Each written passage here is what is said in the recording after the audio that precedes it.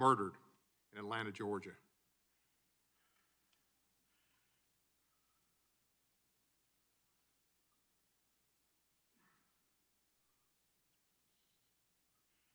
Thank you. I'd like to remind members that we have established an email address and distribution list dedicated to circulating exhibits, motions, or other written materials that members may want to offer as part of our hearing today. If you'd like to submit those materials, the site is judiciary.docs@mail.house.gov. We will distribute them to members and staff as quickly as possible. Also ask unanimous consent that our Judiciary Committee colleagues, Representatives Jha, Paul, and Lou, participate in today's hearing. Hearing no objection, I welcome them to our subcommittee. They'll be able to question our witnesses if they are yielded time by subcommittee members. Finally, I would ask all members, both those in person and those appearing remotely, to mute your microphones when you're not speaking. This will help prevent feedback, other technical issues, and unmute yourself when you are recognized. I'll now recognize myself for an opening statement. While there's still many details to be learned about Tuesday's horrific shootings in Atlanta that left 8 people dead, 6 of them reportedly of Asian descent, one thing is certain. For many Asian Americans, Tuesday's shocking events felt like the inevitable culmination of a year in which there were nearly 3,800 reported incidents of anti-Asian hate incidents that grew increasingly more violent over time as the COVID-19 pandemic worsened, and some people wrongly blamed Asian Americans, or implied such by calling it the China virus. These incidents include cases of verbal harassment, being spat at, slapped in the face, lit on fire, slashed with a box cutter, or shoved violently to the ground. And that number of reported incidents is just likely the tip of the iceberg. I want to make clear that all Asian Americans who are understandably feeling hurt and afraid right now and wondering whether anyone else in America cares, that Congress sees you, we stand with you, and we will do everything in our power to protect you. Anti-Asian hate did not begin with the COVID-19 pandemic, and it will not end when the pandemic is over. All the pandemic did was exacerbate latent anti-Asian prejudices that have long and ugly history in America. It's also provided an excuse for some to act on those prejudices. In fact, there have been discrimination against lots of people in this country, and all of that has been exacerbated. But the Asian situation has been the most extreme. Pandemics, wars, geopolitical tensions, and economic competition, and the fear and resentment that these situations create have historically provided the conditions for anti-Asian racism and xenophobia to take root, often leading to tragic consequences for Asian Americans. For example, social and economic resentment against Chinese laborers in the 1800s led to the enactment of Chinese Exclusion Act of 1882, which barred nearly all immigration from China. And the 1924 Immigration Act effectively barred immigration from all Asian countries.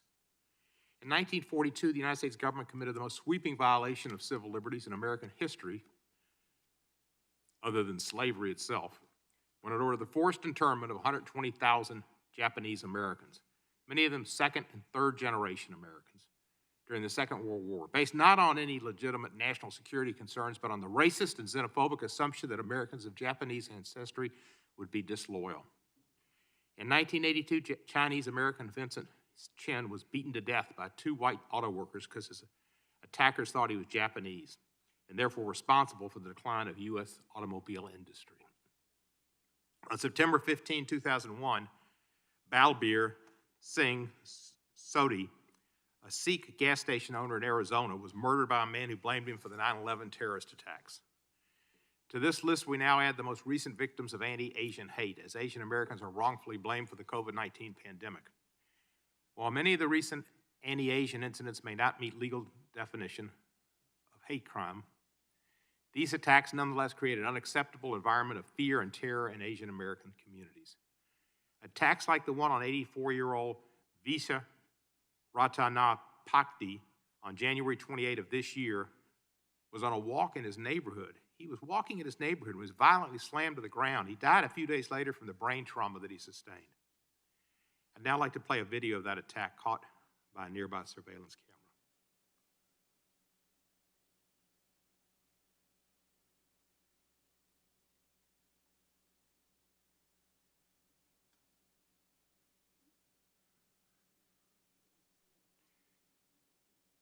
Sadly, this incident was one of several recent ones that were elderly Asian Americans were similarly knocked violently to the ground.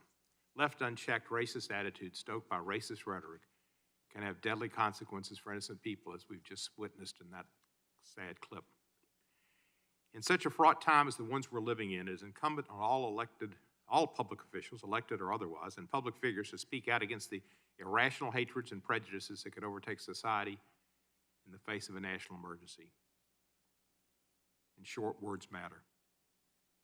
Indeed, the wrong words can be very harmful. Leaders who promote stereotypes to use rhetoric aimed at a particular ethnic or racial group can cause increases in levels of discrimination or violence directed against that group.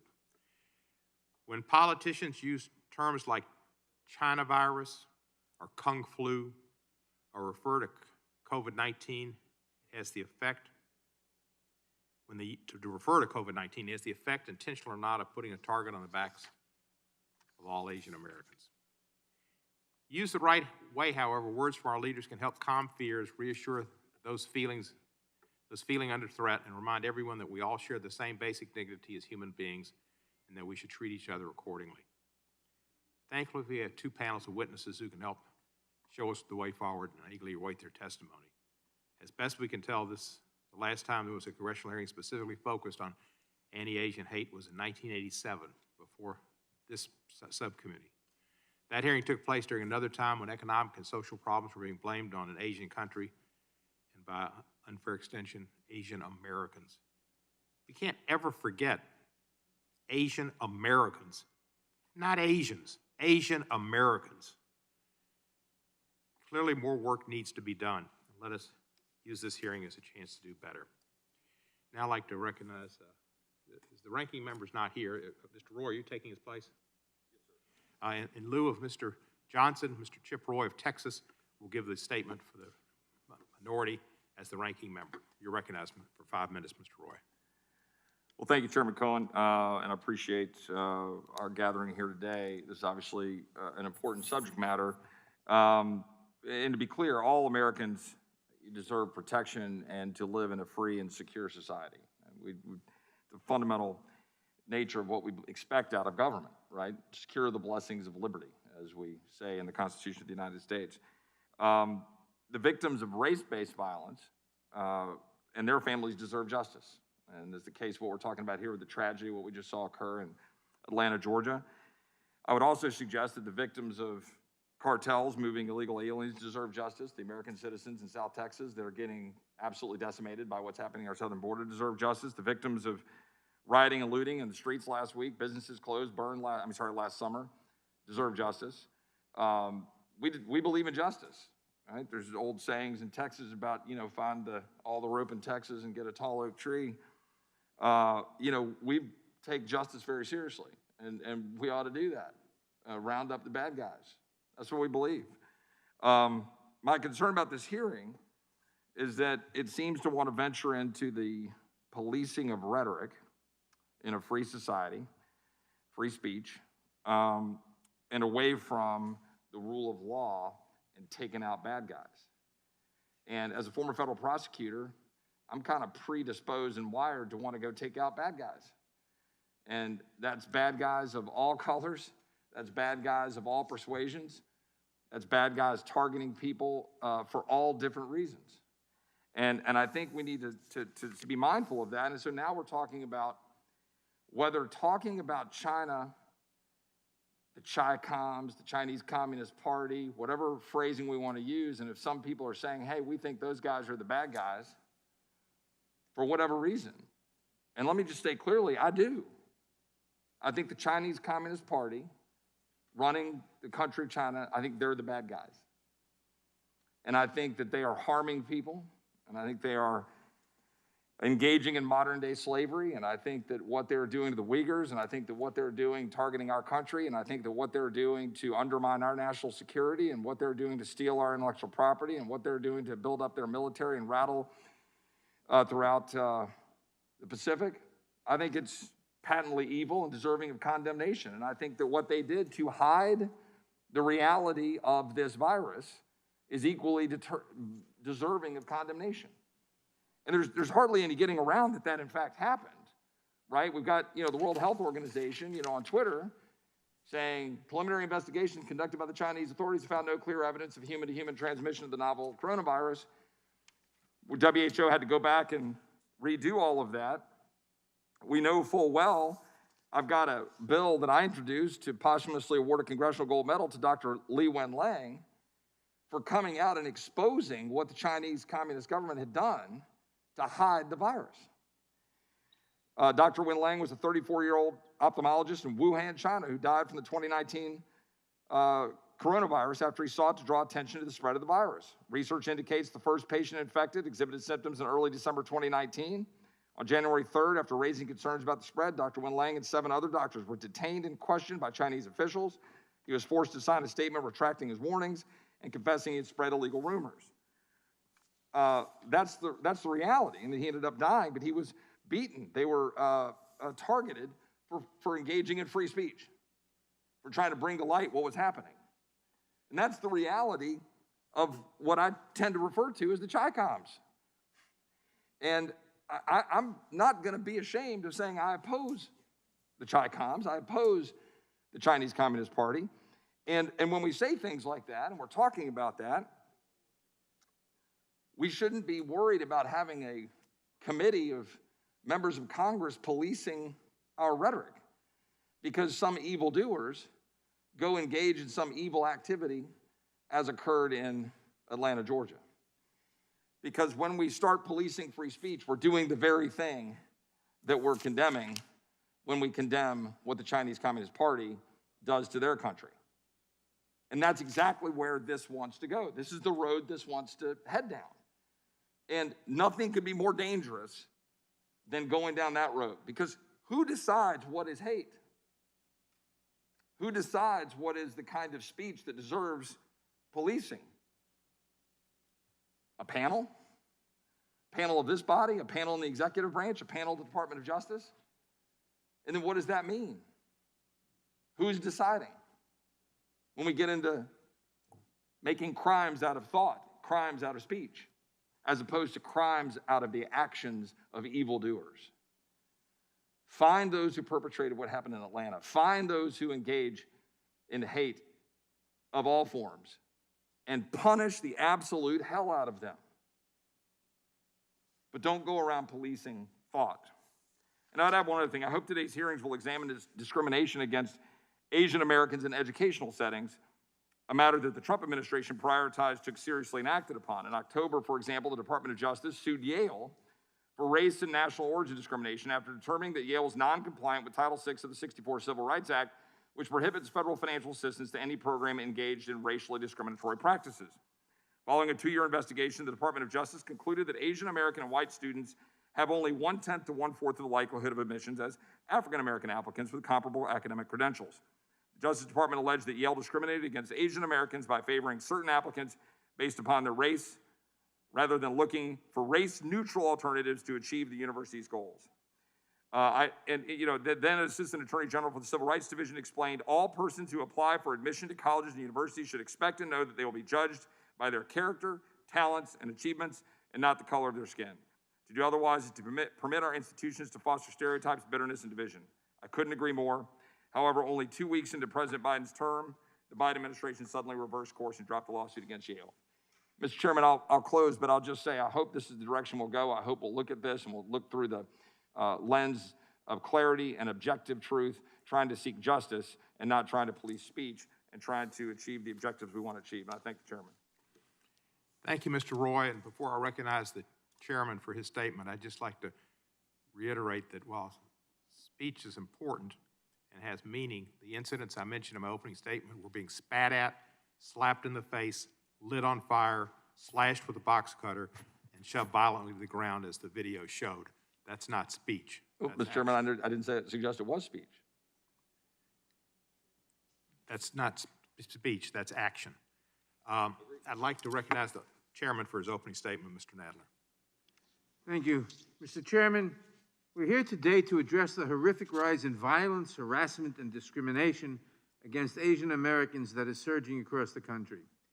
As we convene this hearing, our thoughts are with the victims, but especially the Asian American victims in Georgia who were brutally murdered on Tuesday night. Although the motive is still to be investigated, the effect on the Asian American community has been profound, and it is certainly appropriate for us to address the fear gripping the Asian American community. So I want to thank the chairman for convening this hearing. Hate crimes and hate incidents against Asian Americans have been on the rise since 2017. Last year alone, nearly 3,800 incidents were reported, with about 68% of Asian Americans reporting that they have experienced racial slurs or verbal harassment since the pandemic began. Distressingly, one of the largest increases in the country of hatred and violence against Asian Americans has occurred in my own congressional district in New York City. This short clip shows just some of the verbal and physical abuse many Asian Americans have faced in recent years. A wave of violent, unprovoked attacks against Asian Americans consuming the city of New York. A 56-year-old man in Manhattan this week pummeled for no apparent reason. A man riding the subway sliced across his face from cheek to cheek. A woman viciously shoved in Queens. A 71-year-old woman punched in her face in Chinatown. A 36-year-old man stabbed in the back, now fighting to stay alive. Last February, a woman was hit in the face on the subway and called diseased. Last March, a Chinese-American dad from Queens and his 10-year-old son were harassed and attacked by an assailant who was screaming at him for appearing to be Chinese. Last April, an Asian-American woman in Brooklyn suffered significant burns after a chemical attack. Last July, an 89-year-old grandmother in Bensonhurst was attacked and set on fire by two men. Just last month, a New Yorker was slashed across the face with a box cutter. He needed more than 100 stitches. Also last month, in separate incidents on the same day, two elderly women were punched in the face on the subway. A few weeks ago, a man was stabbed outside of the federal courthouse. And just this Tuesday, a woman in Midtown had an unknown liquid poured on her neck as she was picking up packages. The common denominator? All of the victims were Asian American or of Asian descent. These are our neighbors, our friends, our family members, our constituents, and fellow Americans. And it is not only severe violence that Asian Americans in New York have had to fear, there's also been a barrage of verbal attacks and discrimination against the community. New Yorkers have had racially derogatory remarks written onto the outside of their restaurants and had flyers posted around New York City neighborhoods blaming Asian Americans for the virus. Many of these attacks go unreported, and official statistics represent only a fraction of hate crimes or hate incidents. These examples are certainly not exhaustive, and the harassment, abuse, and violence extend to communities across the country.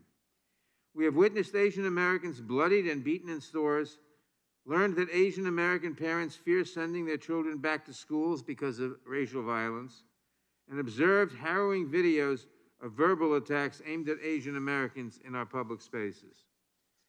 And perhaps even more heartbreaking, we have seen our Asian American frontline workers battle not only the pandemic, but also racism and disproportionately high death rates. It's important to recognize that this surge did not spontaneously rise only out of fears regarding the coronavirus pandemic. Some of this blame lies squarely on political leaders who have demonized China, both because of the virus and ongoing geopolitical tensions, and in turn, Asian Americans have fallen in harm's way. Words have power. What we say matters. How we treat each other matters. The expectations and standards we set in how we address this pandemic matter. The conversation we are having today is long overdue, and it is vital that Congress shine a light on this issue. Excuse me. The last congressional hearing held on violence against Asian Americans was in 1987 in this subcommittee.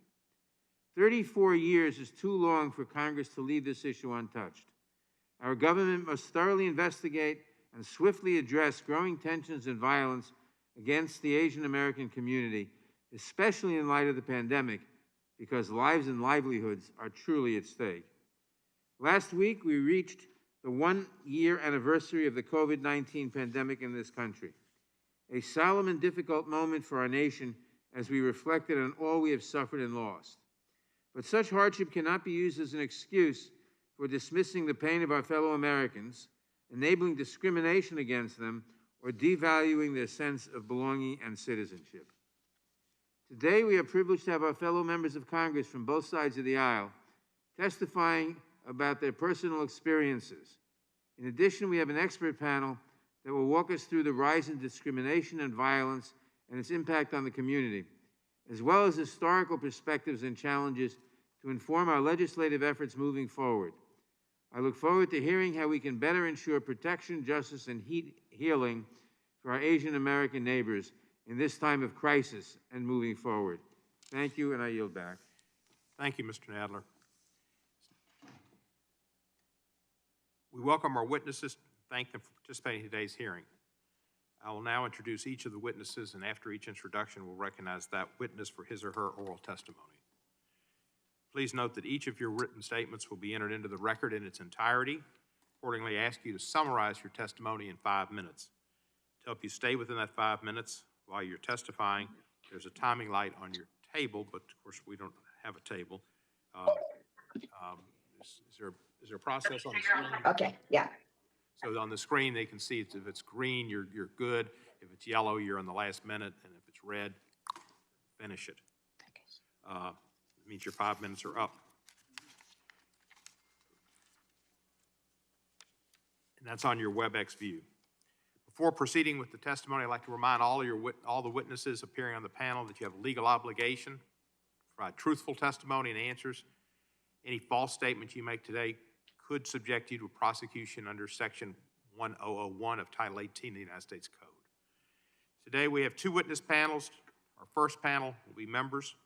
Our first witness is Representative Doris Matsui. Congressman Matsui represents the 6th Congressional District of California and has represented that area of Sacramento and environs since 2005. Congressman Matsui, you are recognized for 5 minutes.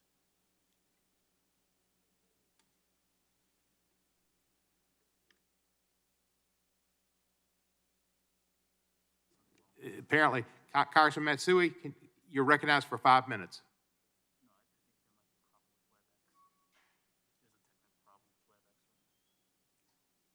Apparently, there's a technical problem with WebEx and not with my iPad.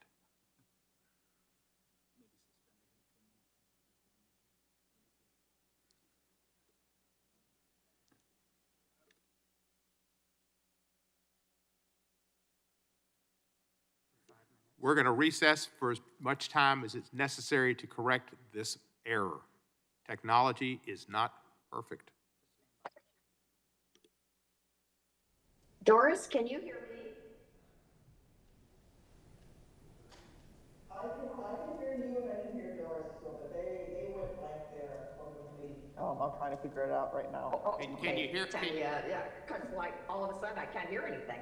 Can you hear me? I know. They went blank and then they went silent. So I've sent messages to the we're working on the committee. tech issues. I'm experiencing the same thing. Okay. We can hear you. I will mute myself again then. We can hear you. If you can hear us, wave your arms. They can't hear us.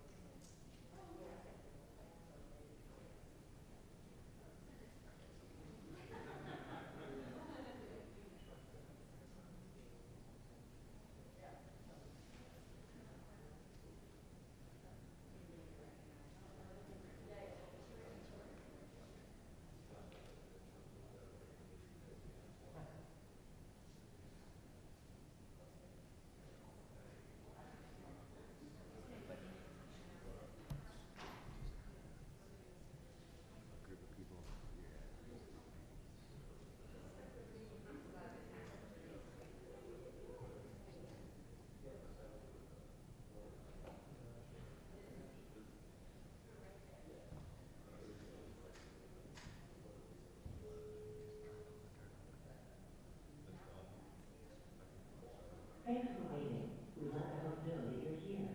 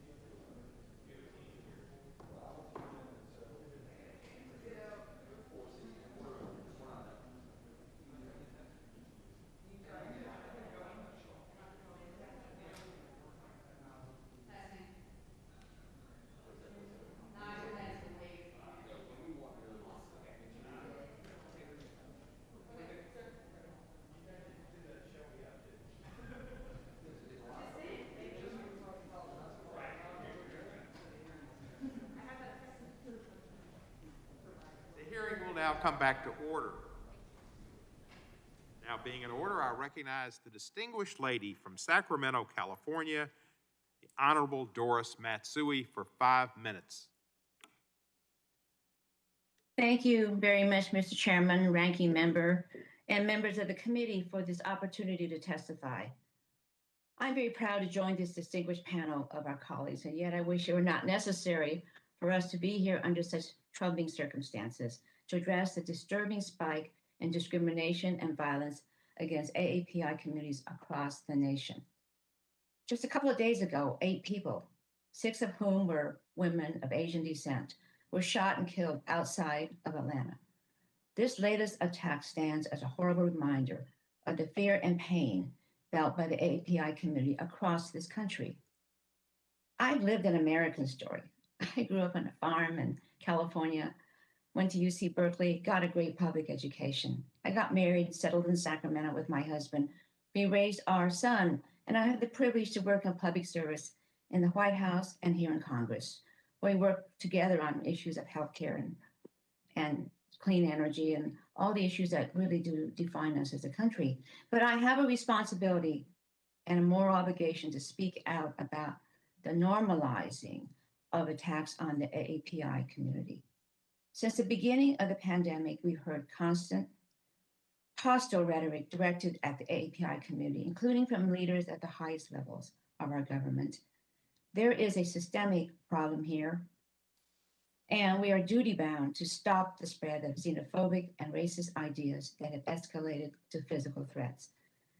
Justice Ruth Bader Ginsburg, who fought against discrimination in a remarkable life, used to talk about her mother and ask questions what the difference was between a bookkeeper in Brooklyn's Garment District and a Supreme Court justice.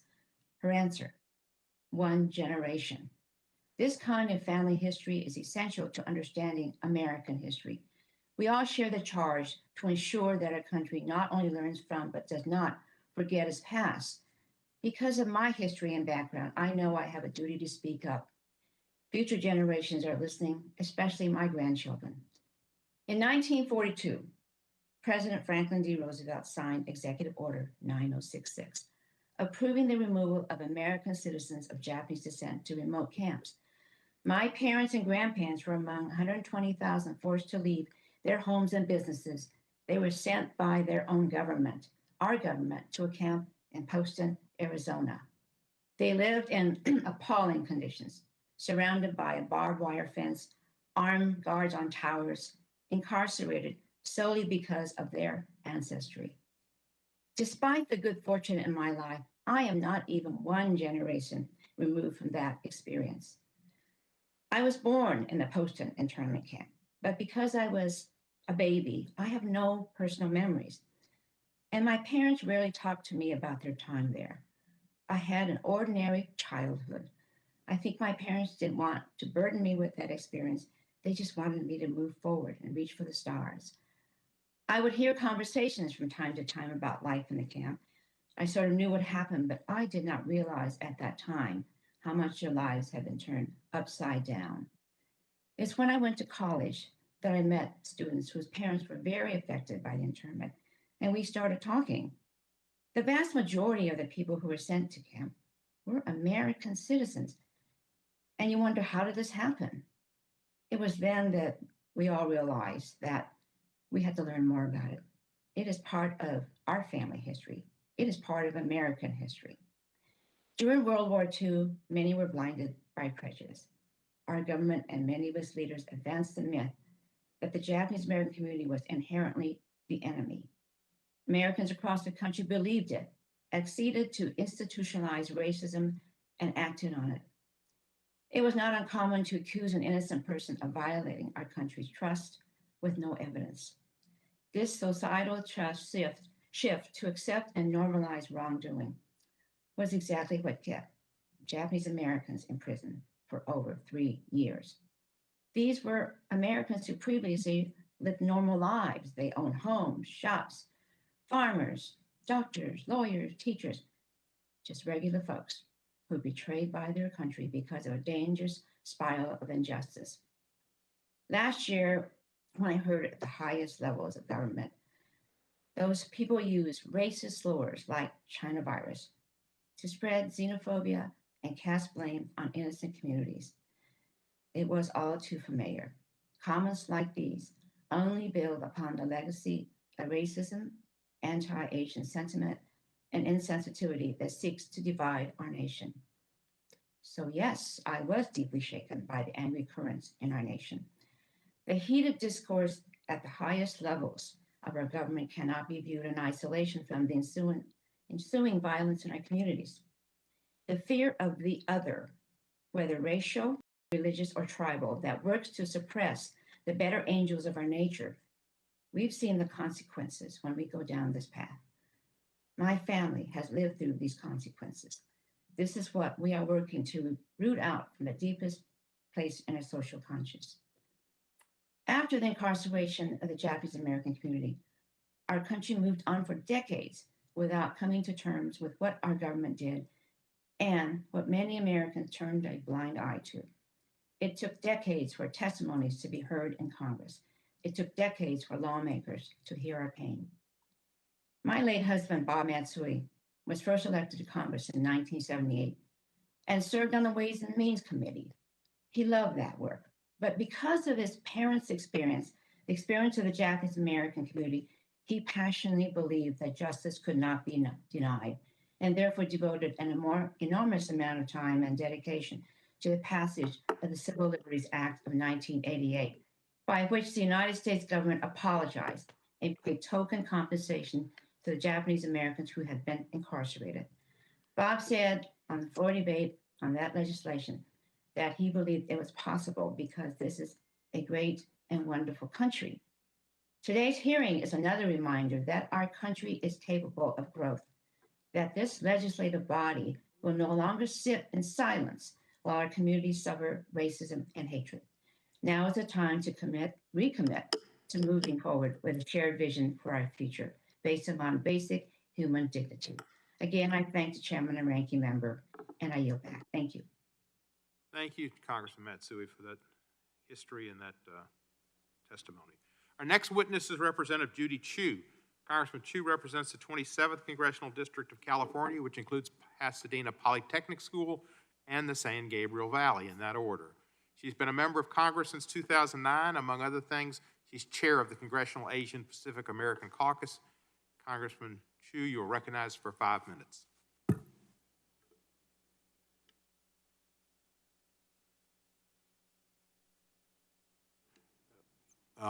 Congressman Chu, if you need to unmute.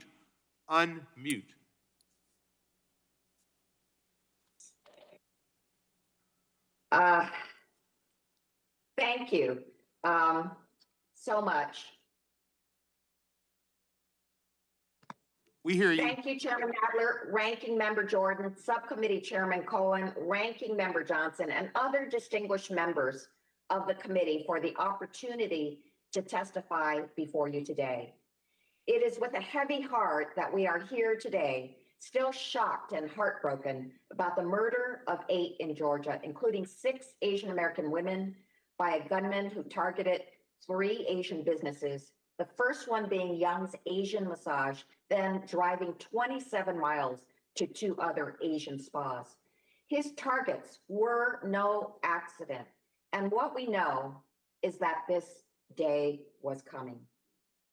And because of crimes like this, I, as chair of the Congressional Asian Pacific American Caucus, or CAPAC, urge the committee to undertake this hearing because the Asian American community has reached a crisis point that cannot be ignored.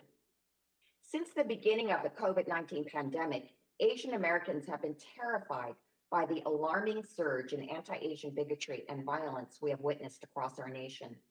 In fact, it was over 1 year ago that CAPAC first began to sound the alarm bells about the anti-Asian discrimination we were beginning to see due to misinformation and stigma that wrongly associated Asian Americans with the coronavirus. But what started out last January as dirty looks and verbal assaults has escalated to physical attacks and violence against innocent Asian Americans.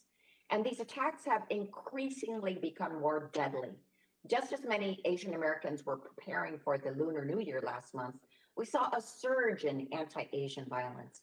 Many of the victims have been older and vulnerable, like Visha Ratanapakdi, an 84-year-old Thai man in San Francisco, who was killed in an unprovoked assault while on his morning walk. In New York, 61-year-old Noel Quintana's face was slashed from ear to ear with a box cutter in the subway, requiring 100 stitches. In Oakland's Chinatown, a camera captured a 91-year-old man being thrown to the ground by an assailant.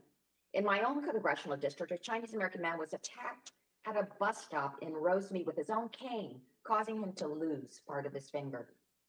This has become almost a daily tragedy and has had a chilling effect on our community. Today, we find that there have been nearly 3,800 anti-Asian hate crimes and incidents in just the year alone. They were stoked by the words of former President Donald Trump, who sought to shift blame and anger away from his own flawed response to the coronavirus. He used racial slurs like Wuhan virus, China plague, and Kung flu, despite the fact that the CDC and the World Health Organization warned not to associate the virus with a specific ethnicity, country, or geographic region due to the stigma it causes. Immediately, we in CAPAC took Donald Trump on about this racist terminology.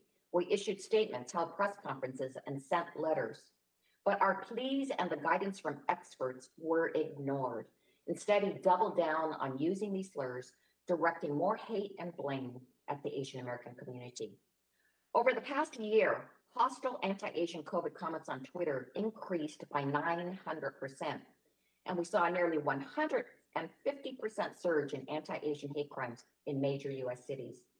And even though Donald Trump is no longer president, I believe the most recent round of anti-Asian attacks are the aftermath of 1 year of hateful attacks and 4 years of ugly comments about immigrants and people of color. That's why I'm so grateful that we have a new president, Joe Biden, who is working to stop these attacks, not incite them. Within his first week in President Biden issued a presidential memorandum to combat and condemn xenophobia against APIs and ensure that the Department of Justice works with our community to address these surging hate crimes. But Congress must do its part as well. That's why KPAC pushed for legislation such as Congresswoman Grace Meng's resolution to condemn anti-Asian sentiment related to COVID-19, which passed the House last fall. And that's why it's important to pass critical legislation like Congressmember Byers' No Hate Act and Congresswoman Meng's COVID-19 Hate Crimes Act that will help us to better track and respond to hate crimes and incidents against Asian Americans. We're calling for a national day to speak out against Asian hate on March 26th. It is time that we continue to push back against xenophobia every time it rears its ugly head. Asian Americans must not be used as scapegoats in times of crisis. Lives are at stake, and it's critical that Congress takes bold action to address this pandemic of discrimination and hate. I yield back. Thank you, Congressman Chu. And I remember the smog in the San Gabriel Valley. Our next witness is Senator Tammy Duckworth, and after her, we'll hear from Representative Young Kim. Senator Duckworth represents the state of Illinois in the United States Senate, first elected in 2016. She previously served in the United States House of Representatives, and she represented the 8th Congressional District of Illinois for 2 terms. She has an outstanding communications team and an outstanding record in Congress. Senator Duckworth, you're recognized for 5 minutes. Thank you, Mr. Chairman, and it was a pleasure to serve alongside you previously in the House. It's good to see you up on the dais today. Thank you for this hearing.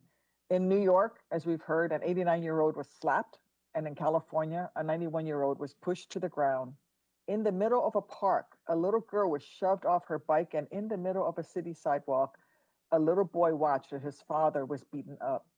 Families have had rocks thrown at them, nurses have been spit on, heroes, frontline workers, hospital staff have been blamed for COVID-19, and they've been denied service, treated as other than, as less than, simply because they are members of the AAPI community.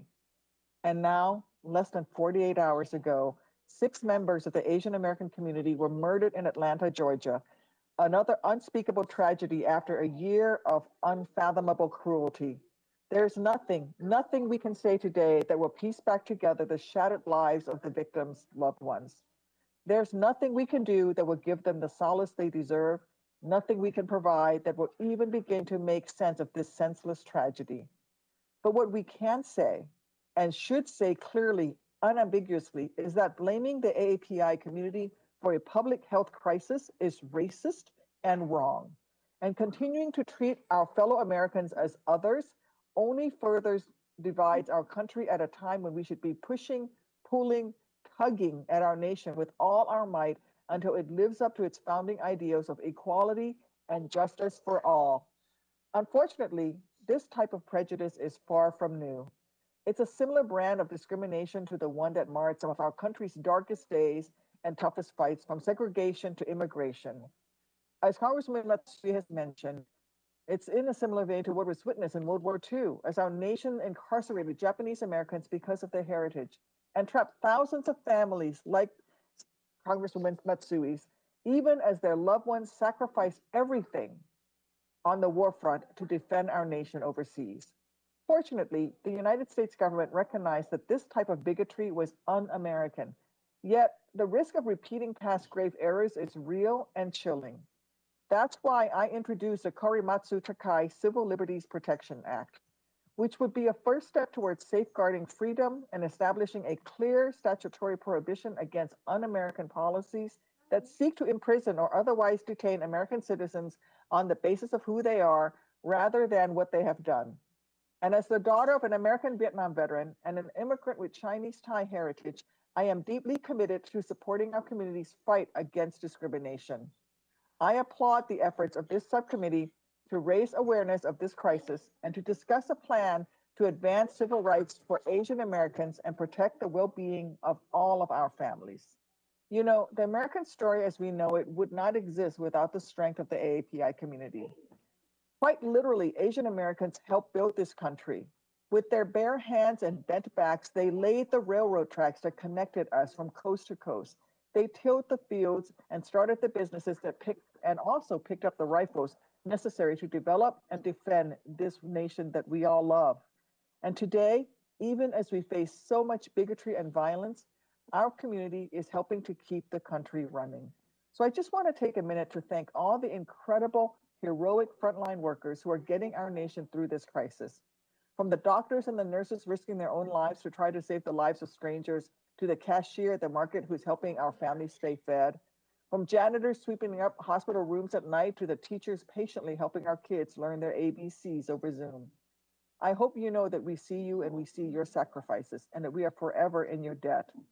We'll never be able to fully express our gratitude for all of the APIs on the front lines, but every hour of every day, I'm going to keep trying because that's the least that these folks deserve.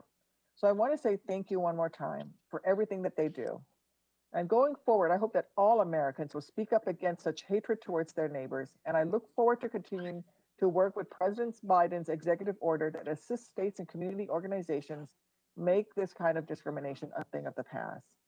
Please know that we have so much work ahead of us, and I thank this committee for holding this hearing to shed a light on this very, very serious issue that will divide our nation and make us weaker, not stronger. With that, I yield back, Mr. Chairman. Thank you. Thank you, Senator. It's nice to see you and have you back in the House again. Now we'd like to recognize a new member of the House, Representative Young Kim. Representative Kim represents the 39th Congressional District of California, which includes the northern parts of Orange County. Not sure if she's got the big A in Anaheim, the ballpark, or the Disney World, or the Knott's Berry Farm, or those places, but they're all out there. First elected in 2020. You're recognized for 5 minutes, please.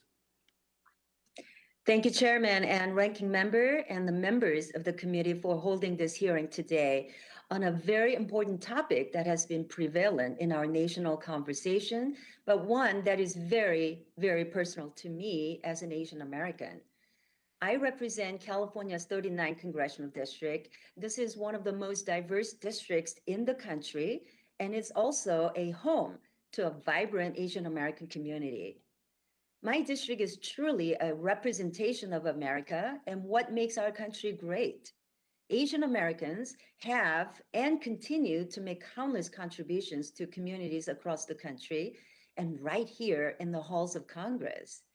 Since the beginning of COVID-19, we have increasingly seen Asian Americans becoming targets of hate across the nation, with more than 3,000 hate crimes against the Asian American and Pacific Islander community.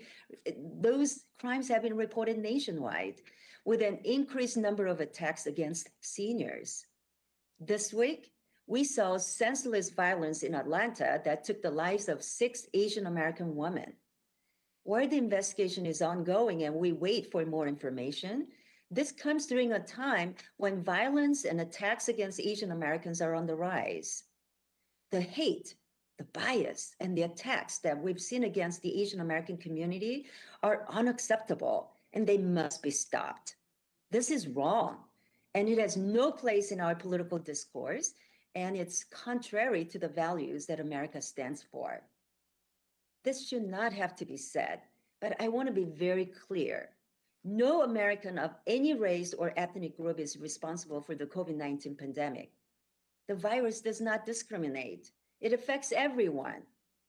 We must come together as Americans, not just to fight COVID-19, but also to stand against the rise of hate and discrimination against the AAPI community and any other group of Americans.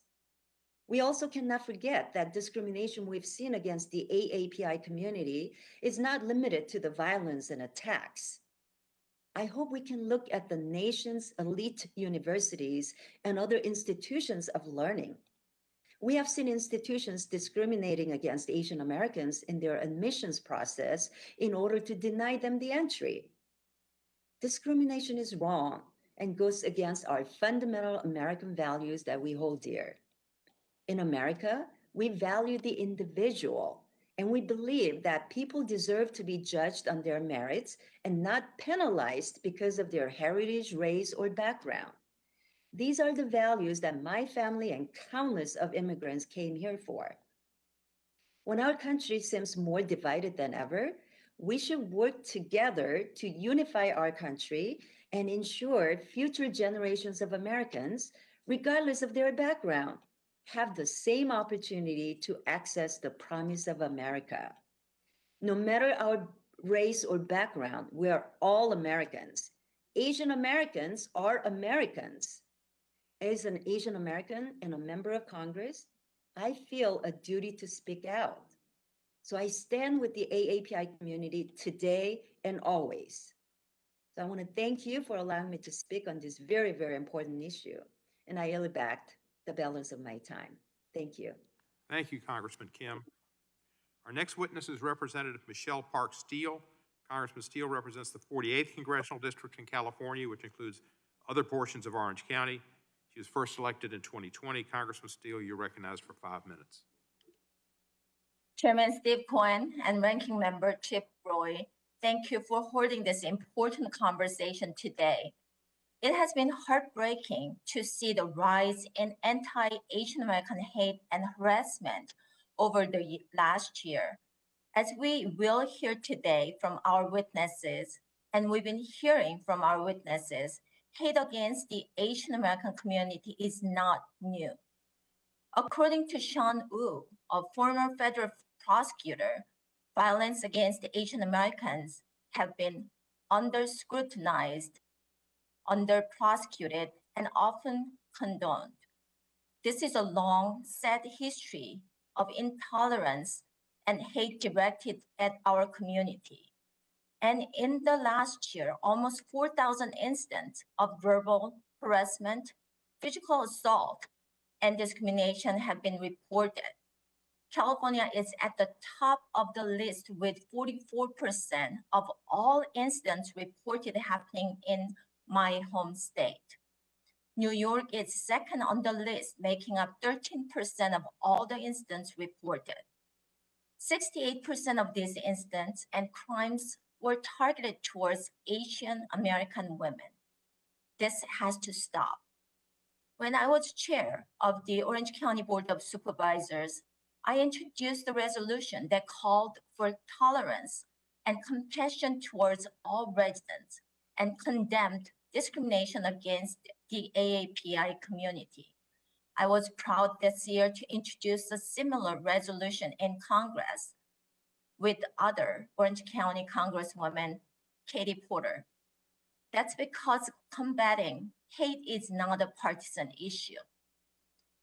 We can all agree that violence against any community should never be tolerated. As a first-generation Korean American who is now serving her community in the halls of Congress, this is my American dream. I want future generations of Americans to know they can achieve anything in this great country. That's why I also like to use some of my time today to talk about the discrimination that the AAPI community is experiencing in our nation's education system. It is one of the reasons why my colleagues, Representative Kim, and I joined Ranking Member Jordan and Subcommittee Ranking Member Johnson to request the president of Yale University to testify at today's hearing. Last year, the Department of Justice filed a case alleging that Yale University was discriminating against Asian American and white applicants. But the Biden administration dropped the suit last month. This is totally wrong and sets a dangerous precedent. In 1996, I supported and campaigned for California's Proposition 209, which banned racial preferences in public hiring, education, and contracting. It was modeled after the Civil Rights Act. Before Prop 209 was passed, the four-year graduation rate for underrepresented racial minorities in the University of California system was 31.3%. By 2014, that has increased to 51.1%.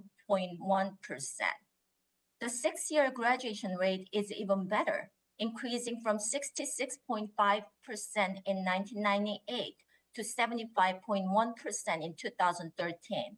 Last year in California, Democrats introduced Proposition 16 to bring back racial preferences in hiring, contracting, and our education system. Californians overwhelmingly rejected it. As a new member of Congress and immigrant to this country, we should be encouraging all students and young people to succeed, especially in our education system. Discrimination is against the fundamental value of American culture, and that includes discrimination against the AAPI community in the halls of our schools and universities. This is wrong. This type of behavior is only hurting future generations. We should be working together to stop this discrimination and hate in its tracks, and to encourage the next generation to achieve their own American dream. I thank the committee for the opportunity to testify and share this with you today. I yield back. Thank you, Congresswoman Steele. Thank you very much. Final witness on this first panel is the Honorable Representative Grace Ming. Congressman Ming represents the 6th Congressional District of the Empire State, New York, includes Flushing, Bayside, Fresh Meadows, and other portions of northeastern Queens. She's been in Congress since 2013. Congressman Ming, you're now recognized for 5 minutes. Thank you, Chairman Nadler, Chairman Cohen, Ranking Member Thompson, and distinguished members of this committee for organizing today's hearing. The topic is discrimination and violence against Asian Americans. Some of us seem to be going a little off topic. I'm not sure why. For over a year, Asian Americans have been fighting an additional virus of hate and bigotry. Anti-Asian rhetoric like China virus, Kung flu, misinformation, racism have left Asian Americans traumatized and fearful for their lives.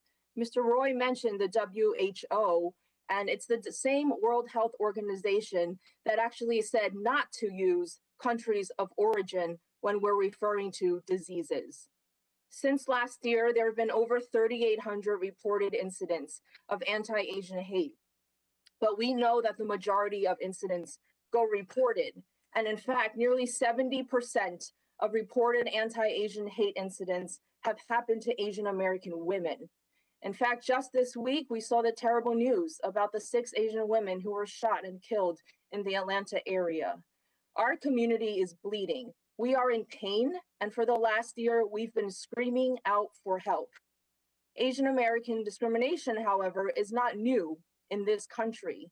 From the 1882 Chinese Exclusion Act to the World War II incarceration of Japanese Americans, and from the 1975 police brutality in Manhattan's Chinatown to the 1982 murder of Vincent Chin, discrimination against Asian Americans is a shameful part of our history.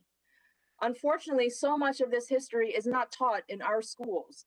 Excluding Asian Americans from our history books renders us invisible and deems us the perpetual foreigner. In fact, history has excluded the history of Asian Americans, Black Americans, Latino and Native Americans, and that has led to the systemic inequities at many institutions, including our academic institutions. In the 116th Congress, I introduced my resolution to condemn anti-Asian sentiment related to COVID, and I was grateful my resolution passed the House with bipartisan support, except for 164 of our Republican colleagues who voted against it, even though some had the audacity to tweet condolences after Atlanta's tragedy. I'm glad to hear about my colleague, Representative Steele's resolution, and I hope that she has better luck getting her party to support the resolution. During this last year, it became painfully apparent that we need a comprehensive effort from our local communities to the federal level. That's why I support bills like the No Hate Act, and that's why Senator Hirono and I introduced the COVID-19 Hate Crimes Act, which would assign a point person at the Department of Justice to quickly review hate crimes and to make it easier for people to report these incidents. My bill also builds on President Biden's presidential memorandum by directing relevant federal agencies to work with community-based organizations to find ways to talk about the virus in a way that is not racist. I urge my colleagues on this committee for swift consideration of these bills. We cannot turn a blind eye to people living in fear. I want to go back to something that Mr. Roy said earlier. Your president and your party and your colleagues can talk about issues with any other country that you want, but you don't have to do it by putting a bullseye on the back of Asian Americans across this country, on our grandparents, on our kids. This hearing was to address the hurt and pain of our community and to find solutions, and we will not let you take our voice away from us. Thank you. I yield back. Congressman Ming, thank you very much. You're correct about the genesis of this hearing. Now we will go to our second panel.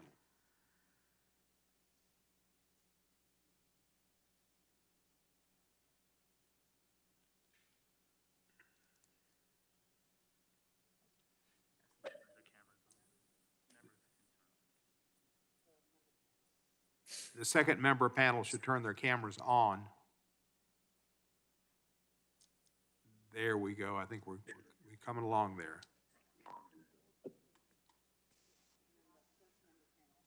First member panel can turn their cameras off. Great light show.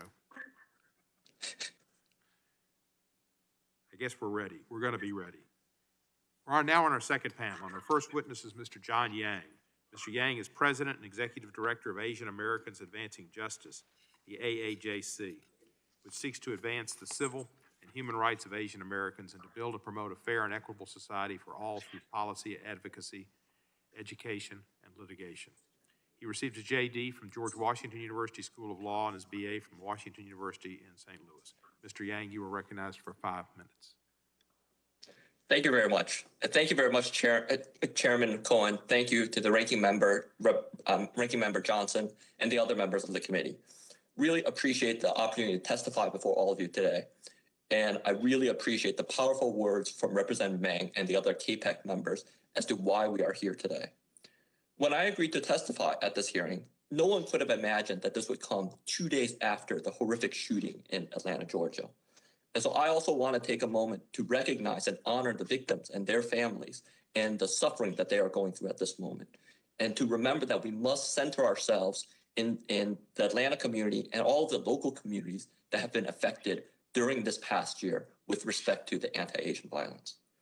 Look, for a year now, Asian Americans have been fighting 2 viruses, the COVID-19 pandemic affecting all of us, as well as this virus of racism. Asian Americans, like all Americans, have suffered the economic and health consequences of COVID-19. But at the same time, Asian Americans have been at the front lines as essential workers in grocery stores, in delivery trucks, in custodial services, as well as in health professions. Unfortunately, Asian Americans have also been fighting the second virus, this virus of racism. We have long struggled for visibility and equity, and now our communities are faced with this additional physical and mental harm that is arising out of the COVID-19 pandemic. As Ms. Kulkarni will testify, web-based self-reporting tools have recorded a tremendous increase in the number of anti-Asian hate that we have seen this past year. A Pew report from last year confirmed what that data shows, that a majority of Asian Americans say it is more common for people to blame Asians for COVID-19 and have expressed insensitive and completely inappropriate views about Asian Americans than before COVID-19. An Ipsos survey shows the same thing, where over 30% of the American population say that they have witnessed harassment or blame of the Asian community for COVID-19, and 60% of the Asian American population show that this was similar behavior that they were seeing. So these fears are real. And the other thing is the impact on the Asian American communities is clear with respect to their businesses. As noted in a report by McKinsey & Company, misguided fears of the virus effectively shuttered businesses in many Asian American cultural districts a full month before lockdowns began nationwide. Our organization and others started talking about this issue in late January when we saw this happening. And districts during that time when we saw this happening, and to say that it was still safe to go there before the lockdowns. In New York, as demonstrated by a study by our community partner, Asian American Federation, there has been record job losses for the Asian American community. In New York, there was a 6,000% increase in unemployment benefit applications from February through June of 2020. And Asian Americans suffered the largest increase in unemployment, going from 3% in February of 2020 to over 25%. Now look, Asian American racism is rooted in two very dangerous stereotypes, that of the perpetual foreigner and that of the model minority. The perpetual foreigner suggests that we can be here and we can be born here and we can live here as long as we want, but we are still seen as foreigners. We are still seen as the other, not to be trusted and to be feared. On the flip side of that stereotype is the so-called model minority, to suggest that Asian Americans are held up as the good people of color when it is convenient, to plant seeds of division within allied communities of color. And here I will call out people that try to use affirmative action as a wedge to drive between Asian Americans and other communities of color. That model minority myth hides the complexities of our community and the economic disparities that exist among Asian Americans. Even as the COVID-19 pandemic recedes, we must remember that anti-Asian racism is likely to continue. We do have legitimate concerns and geopolitical differences with the Chinese government and the Chinese Communist Party, but that is likely to remain for the foreseeable future. But if we are not careful, those differences will have consequences on our Asian American community, and we can expect a backlash against our community. We've seen that happen with the Japanese American community in World War II. We've seen that happen with the Arab, Middle Eastern, Muslim, and South Asian American community after 9/11, and we saw that happen with the murder of Vincent Chin in 1982. We have to do better than that. We have to have the proper nuance to call out xenophobia, racism, whenever it occurs against our community. And we must call out to stop this cycle of violence.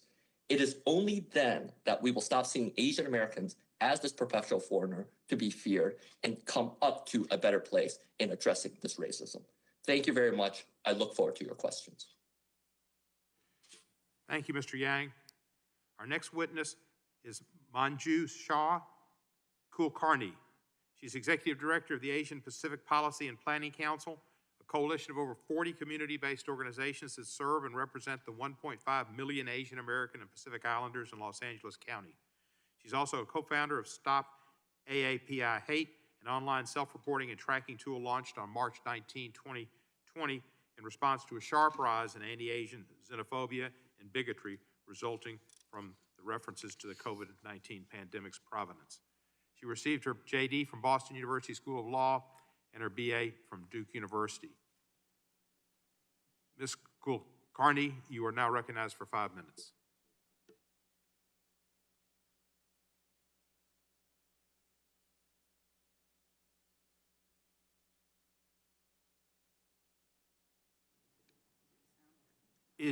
Ms. Kulkarni, did you hear me? You're recognized for 5 minutes. You may need to unmute. Did we lose sound again? Can anybody hear me?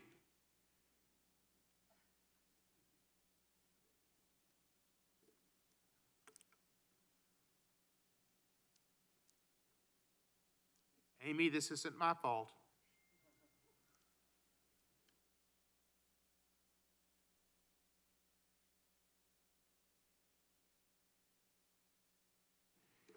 We will have a 5-minute recess and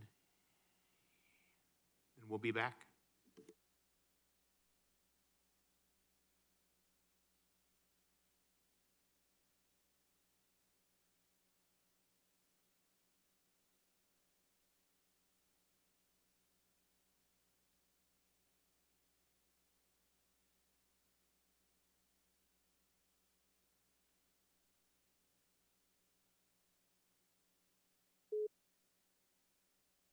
Thanks for waiting. We've let the host know that you're here.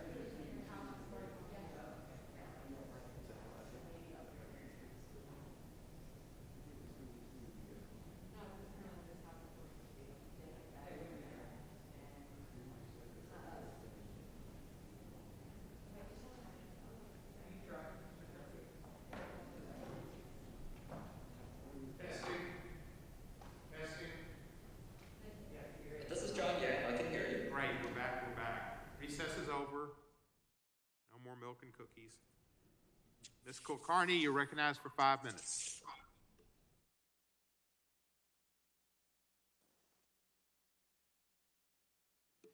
Unmute. Unmute. Thank you, Chairman, Ranking Member, and distinguished members of the subcommittee for the opportunity to testify before you today. Go back to Wuhan and take the virus with you. You are the reason for the coronavirus. Damn, another Asian riding with me. Hope you don't have COVID. These are but a few examples of what Asian Americans have experienced over the course of the last year, alongside with refusal of service, workplace discrimination, and sadly now homicide. For that reason, on March 19th, 2020, my organization, Asian Pacific Policy and Planning Council, in conjunction with Chinese for Affirmative Action and San Francisco State University's Asian American Studies Department, launched Stop AAPI Hate. In the past 11 months, we have received almost 3,800 self-reported incidents of bias and discrimination from all 50 states and the District of Columbia, making Stop AAPI Hate the nation's leading aggregator of Asian American hate. From our analysis, the following trends have emerged. 68% of incidents involve verbal harassment, 20% involve avoidance or shunning, 11% physical assaults, and 9% civil rights violations, including refusal of service, vandalism, workplace discrimination, and discrimination in housing. The vast majority do not involve a hate crime. Businesses, including grocery stores, pharmacies, and big box retail, are the primary site of discrimination. This is followed by public streets and public parks. The fact that so many incidents take place at businesses is especially concerning, given that retail venues sell goods necessary for daily living, essential during a pandemic. Given that 35% of incidents occur in public spaces is also worrisome. These figures give credence to the anxiety felt by APIs that purchasing food, refilling prescriptions, or simply going on a walk might leave them vulnerable to being attacked. Our data indicates that especially vulnerable populations, including women, youth, and seniors, have reported experiencing anti-Asian hate incidents at significant rates. As has been noted, 68% of incident reports come from women. This is perhaps to be expected given the lessons learned from the Me Too movement and a survey of Stop Street Harassment, which found that 81% of women experience street harassment in their daily lives. While Chinese Americans have often been the explicit target of perpetrators, they make up only 42% of individuals who reported to our site. 15% identify as Korean Americans, 9% as Vietnamese, and 8% as Filipino American. We have also received reports from South Asian Americans as well as Pacific Islanders and others, evidencing the fact that Asian Americans across ethnicities are experiencing hate and racism today with our Pacific Islander sisters and brothers. Sadly, the 3,800 reported to Stop AAPI Hate represent only a fraction of what has happened in this country. The widespread nature of anti-Asian hate is confirmed by a study by the Pew Research Center released last July that found that 3 in 10 Asian Americans experience racist jokes and slurs. Similarly, a poll by the Center for Public Integrity found that 60% of Asian Americans have witnessed someone blaming our community for COVID-19. Before I close, I want to acknowledge the tremendous mobilization done by Asian American groups in Georgia in response to the violence there, and read a portion of their statement. During this time of broader crisis and trauma in our Asian American communities, we must be guided by a compass of community care that prioritizes assessing and addressing our community's immediate needs, including in-language support for mental health, legal, employment, and immigration services. We must stand firm in decrying misogyny, systemic violence, and white supremacy. In addition to sharing our data and the statement from Georgia advocates, I want to share the fact that we have been developing resources for community members who experience incidents of hate and providing direct assistance through local networks. We are also closely working with local, state, and federal policymakers to address the hate incidents that have occurred and seek to prevent additional incidents from taking place in the future. Thank you for the opportunity to testify, and I look forward to taking any questions. Thank you very much, and you were perfect on the 5 minutes. Our next witness is Erica Lee. She's a Regents Professor of History and Asian American Studies and the Director of the Immigration History Research Center at the University of Minnesota. She's the author of 4 award-winning books, including America for Americans, A History of Xenophobia in the United States, which won the 2020 American Book Award and the 2020 Asian Pacific American Award for Literature. Professor Lee received her MA and PhD in History from the University of California, Berkeley, and her BA from Tufts University. Professor Lee, you're now recognized for 5 minutes. Thank you so much, Chairman Cohen and members of the committee. I'm so honored to join you. I also want to thank all of the congressional staffers who have helped to make this hearing possible. As we've just heard from my fellow witnesses, anti-Asian racism and violence has risen alarmingly. As shocking as these incidents are, it is so vital to understand that they are not random acts perpetrated by deranged individuals. They are an expression of our country's long history of systemic racism targeting Asian Americans and Pacific Islanders. We've heard in the past 24 hours many describe anti-Asian discrimination and racial violence as un-American. Unfortunately, it is very American. This history, this American history, is over 150 years old. Let me share just a few examples. In 1871, 17 Chinese were lynched by a mob of 500 in Los Angeles. This was the largest mass lynching in US history.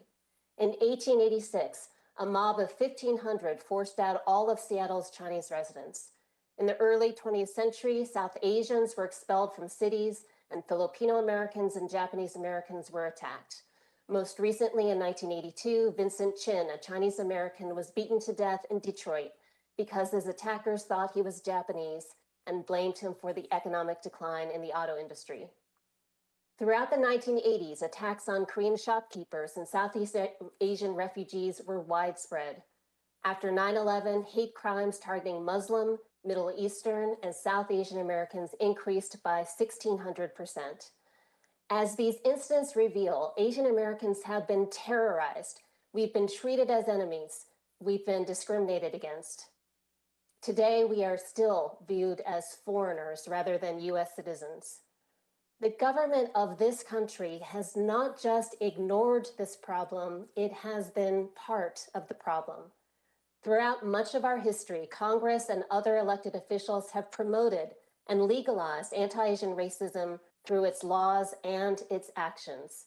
In 1875, Congress passed the so-called Page Act, which effectively barred the entry of Chinese women because lawmakers believed that all Chinese women were prostitutes. In 1882, Congress passed the Chinese Exclusion Act, the first federal law singling out an entire group for immigration exclusion based on race. By the 1930s, all other Asian groups, Japanese, Korean, South Asians, and Filipinos, were also barred from the US and prevented from becoming naturalized citizens. Asian immigration did not fully open up again until 1965. In 1942, President Roosevelt signed an executive order that allowed for the incarceration of 120,000 Japanese Americans as prisoners without trial. And I want to thank Representative Matsui so much for sharing her own family's history so that we never forget the real consequences of racism. For many years after 9/11, not just right after the terrorist attacks, but for many years after, South Asian Americans faced systemic racism in the form of profiling by government agencies. During this past year, some of our highest elected officials deliberately and consistently used racist language tying COVID-19 to Asians. This included the phrases that we've been talking about this morning, Chinese virus, Wuhan virus, and also telling Americans to quote unquote, blame China for the pandemic. These words matter, especially when they repeatedly came from the White House during the previous administration. Researchers have found that the anti-Asian rhetoric promoted by leaders directly correlated with a rise in racist incidents against Asian Americans. This history of racism is not taught in our schools. Instead, many Americans believe the deceptive model minority stereotype, portraying Asian Americans only as success stories. Proving that AAPIs do indeed experience structural racism and institutionalized discrimination remains a persistent challenge.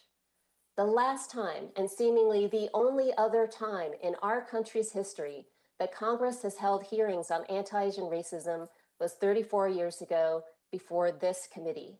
Over 20 million in number, Asian Americans are now the fastest growing racial group in the United States. We are your constituents. But we are in crisis from the multiple and disproportionate effects of the pandemic on our diverse AAPI communities. US citizens are being told to go back to their own countries. Nurses and doctors on the front lines are subjected to racist tirades. As we've seen in Atlanta, Asian-owned businesses and workers are being attacked, and all of this violence especially targets women. Like all Americans, AAPIs are struggling with the public health crisis and the shuttered economy.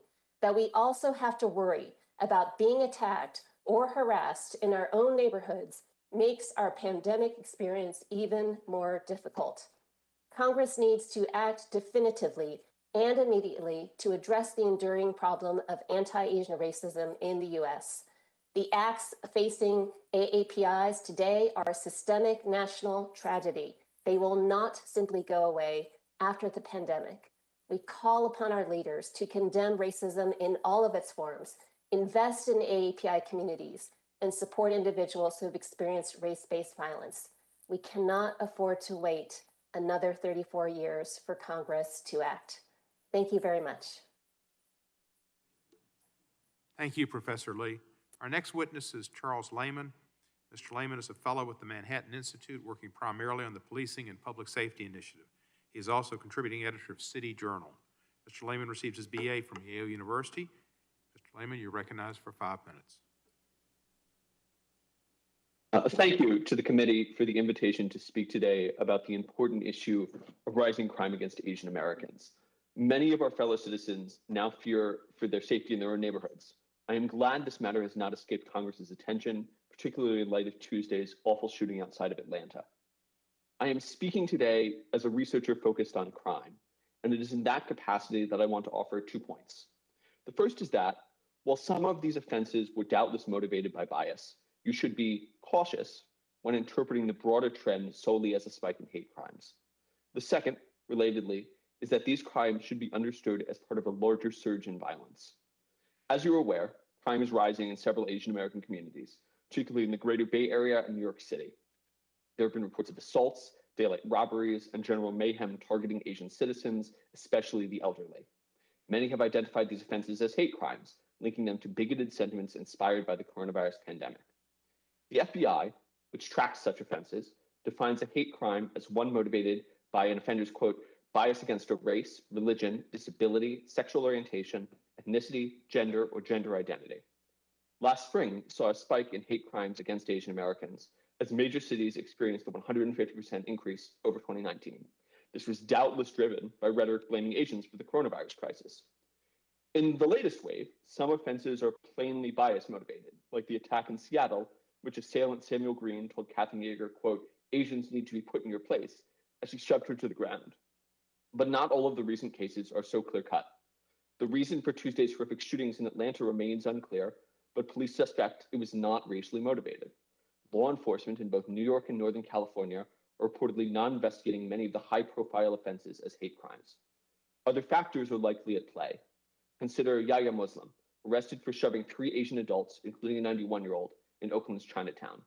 Muslim, who is homeless, has a history of mental illness, which his defense counsel blames for the attack. Counsel for Antoine Watson, who allegedly shoved and killed 84-year-old Wicha Ratanapakdee in San Francisco, has also appealed to the teenager's mental health, rejecting charges of bias. Other cases start to look different given context. Filipino New Yorker Noel Quintana was a victim of a subway knife attack that some have called racially motivated.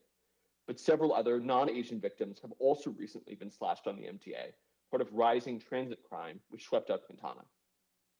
My purpose in making these points is not to deny the role bias has played in some offenses, nor to downplay the seriousness of anti-Asian bigotry. I want to condemn, in no uncertain terms, hate crimes of all sorts. They are a particularly vicious species of offense, motivated by special animus and deserving of special denunciation.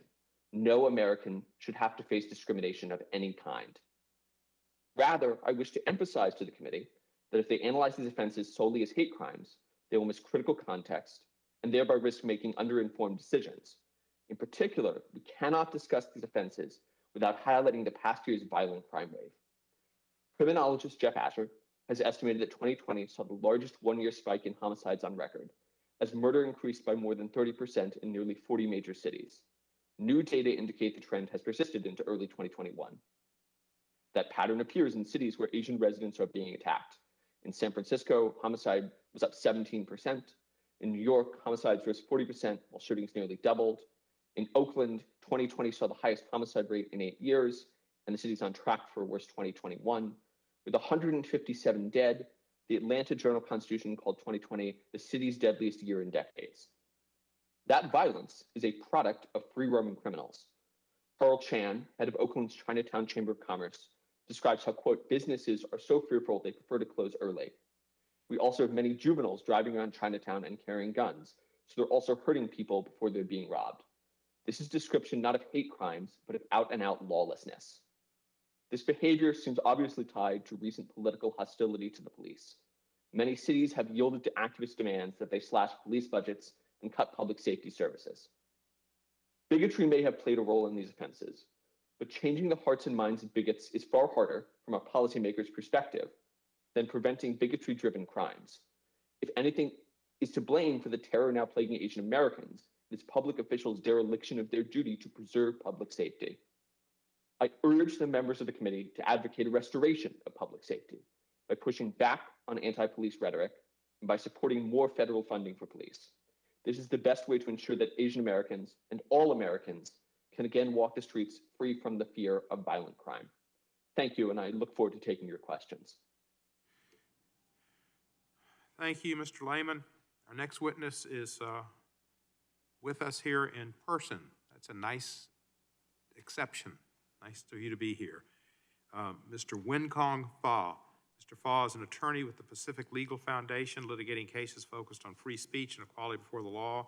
He receives his JD from the University of Michigan, not in the NCAA tournament, I think. Maybe they are, I don't know. And a master's, they are in the tournament, aren't they? Yeah, and a master's degree in political philosophy from the London School of Economics and a BA from the University of Texas, Dallas. Mr. Fa, you're recognized for 5 minutes, sir. Chairman, Ranking Member, thank you for inviting me to testify today. Before I begin, I want to express want to say that I'm saddened by the violence committed in Georgia on Tuesday. I express my heartfelt condolences to the families of the victims. I never could have imagined being here today when I boarded a flight from Beijing to San Francisco 25 years ago. I knew 2 words of English when I got to America: banana, which I likely learned on the plane, and goodbye, which my grandmother taught me in Beijing as she dropped me off at the bus stop every Sunday. Since then, I became the first person in my family to receive a law degree, and I won the first case I litigated before the Supreme Court in June 2018. A few hours after I got the decision in the Supreme Court case, I went to take a citizenship test in front of an immigration officer, and I laughed when he asked me how many justices there were on the Supreme Court. I have since become a proud citizen of the United States. I am here today to say that racial discrimination is wrong, but when it comes to Asian Americans in education, far too many in our government condone discrimination. This is something I've experienced firsthand as an attorney with the Pacific Legal Foundation, where my colleagues and I represent Asian American families who have felt the sting of government-sanctioned discrimination. These families seek to vindicate the principle of equality before the law, which requires government to treat people as individuals and forbids government from treating us differently on the basis of government-sanctioned stereotypes. Last week, Pacific Legal Foundation filed a case challenging Fairfax County's discriminatory changes to its admissions policy for Thomas Jefferson High School, or TJ as it is more commonly known.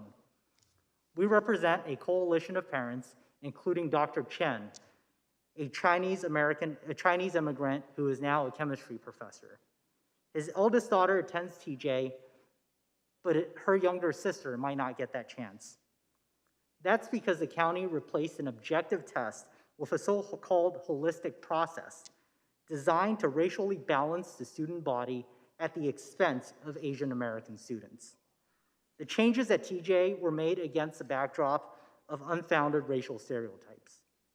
One school board member referred to the culture at TJ as toxic. A Virginia state delegate accused Asian Americans of being dishonest in getting their children admitted and made the baseless claim that the parents had no intention of staying in America. We're pursuing a similar case in Montgomery County, where efforts to racially balance the magnet middle schools have drastically reduced the number of Asian American students. In yet another case, I represent Asian American families in New York. My clients include Asian American immigrants who want the opportunity for their children to earn their way into public schools like Stuyvesant, Bronx Science, and Brooklyn Tech. But Mayor de Blasio stated that the majority Asian compositions of those schools was a, quote, monumental injustice, and changed the admissions policy to make it harder for low-income Asian American students to get into those schools. Pacific Legal Foundation has also filed a friend of the court brief in Students for Fair Admissions versus Harvard, a case using Harvard's explicit use of race in a way that decreases Asian American enrollment.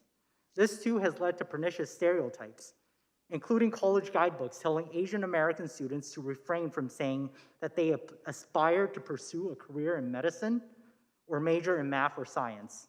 Apparently, those interests are too Asian. This is America. Government should not condone discrimination, and it must not actively engage in it. The subcommittee should continue to explore ways in which official government policy has discriminated against Asian Americans and continue to work with Pacific Legal Foundation and others to end this racial discrimination. Thank you. Thank you for your testimony. Thank you for appearing in person, and thank you for keeping your mask up. That's appreciated by all in the committee. Our next witness is Mr. Daniel Day Kim. Mr. Kim is an actor and producer. He's best known for his role as Jin-Soo Kwon on the TV series Lost, for which he shared a 2006 Screen Actors Guild Award for Best Ensemble.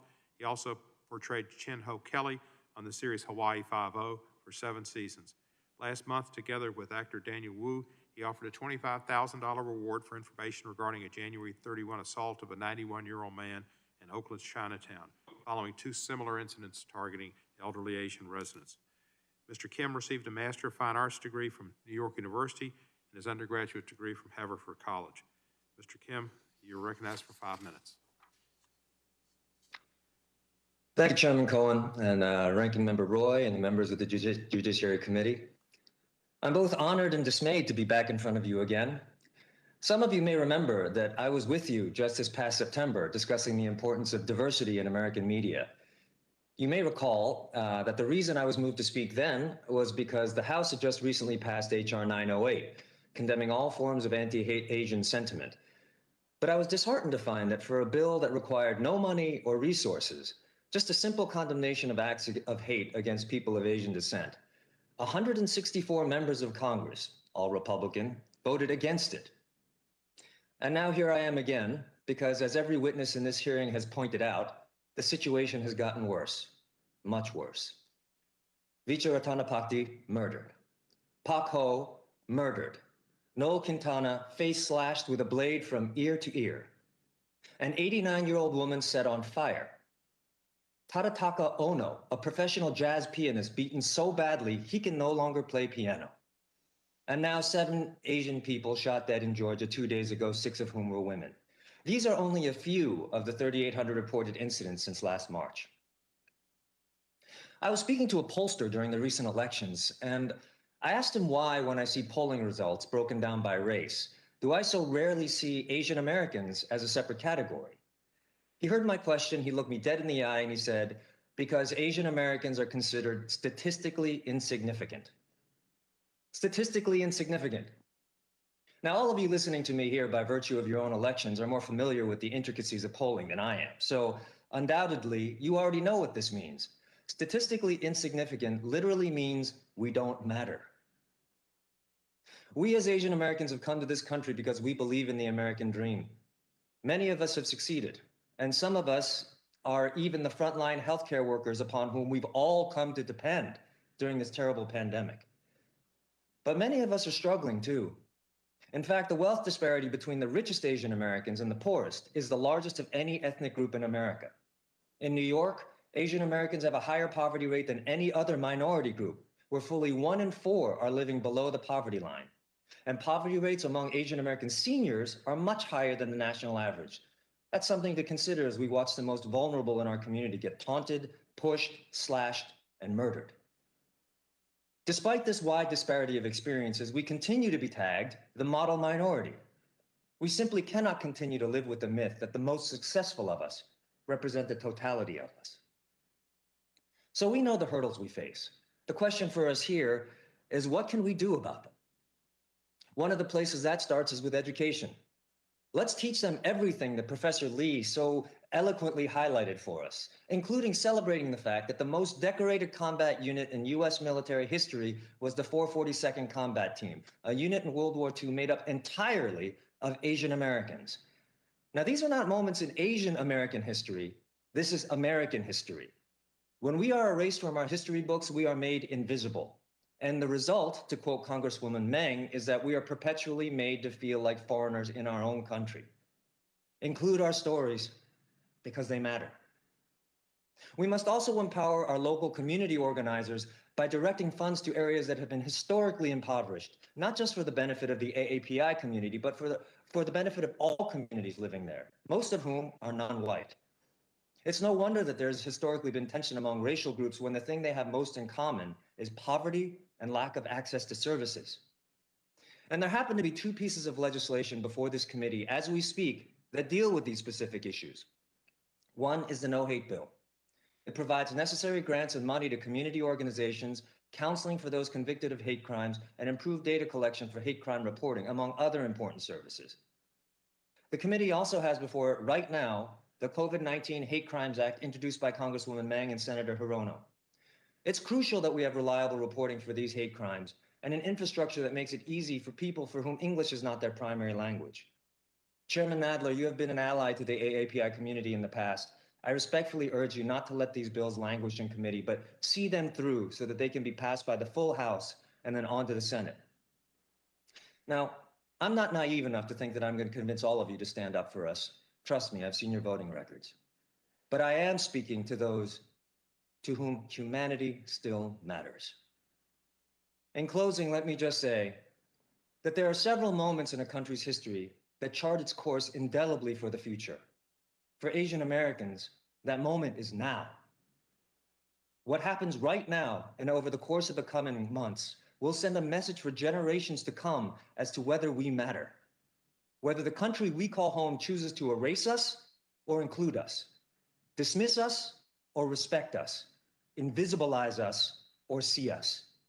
Because you may consider us statistically insignificant now, but one more fact that has no alternative is that we are the fastest growing racial demographic in the country. We are 23 million strong. We are united, and we are waking up. Thank you. Thank you, sir. Our next witness is Shirin Sinar. She's professor of law and John A. Wilson Faculty Scholar at Stanford Law School. Her scholarship focuses on, among other things, the role of institutions in protecting individual rights and democratic values in the national security context. Her recent work assesses the legal regime for domestic and international terrorism under U.S. law. Professor Sinar holds a J.D. from Stanford, a Master of Philosophy, International Relations from Cambridge University, and an MA and a BA as well from Harvard. She was a law clerk for the Honorable Warren J. Ferguson of the U.S. Court of Appeals for the Ninth Circuit. Professor Sinar, you are now recognized for 5 minutes. Thank you for convening this important hearing and inviting me to participate. I want to begin by acknowledging the horrific mass shootings in Atlanta. Whatever the motive, those murders have traumatized Asian American communities already reeling from a year of persistent hate violence. I'd like to make 2 points today. First, while the causes of hate crimes are complex, academic research shows that hostile rhetoric from political leaders towards immigrants or racial minorities can embolden people to commit violence against them. Research also shows that political events that change perceptions of social norms, like the acceptability of racist or xenophobic views, have triggered hate violence. And specifically with respect to former President Trump, prior studies have shown that hate crimes spiked immediately after his election, and that his negative tweets towards Muslims strongly correlated with anti-Muslim hate crimes. That brings us to the past year, when former President Trump and other political leaders relentlessly characterized the coronavirus in racist terms, as recently as this week. Stop AAPI Hates research shows that Donald Trump's anti-Asian tweets were shared on social media over 1 million times. A substantial number of anti-Asian hate incidents used language similar to Trump's. Beyond rhetoric, the racial profiling of Chinese and Chinese American researchers, scientists, and students as security risks exposes Asian American communities to a higher risk of societal discrimination and violence. This is familiar from the experience of South Asian, Muslim, Sikh, and Arab American communities treated as suspects over the nearly 2-decade-long war on terror. While hostile rhetoric or discriminatory policy is certainly not the sole cause of recent anti-Asian violence, it has made Asian Americans vulnerable both to racially motivated and to opportunistic attacks.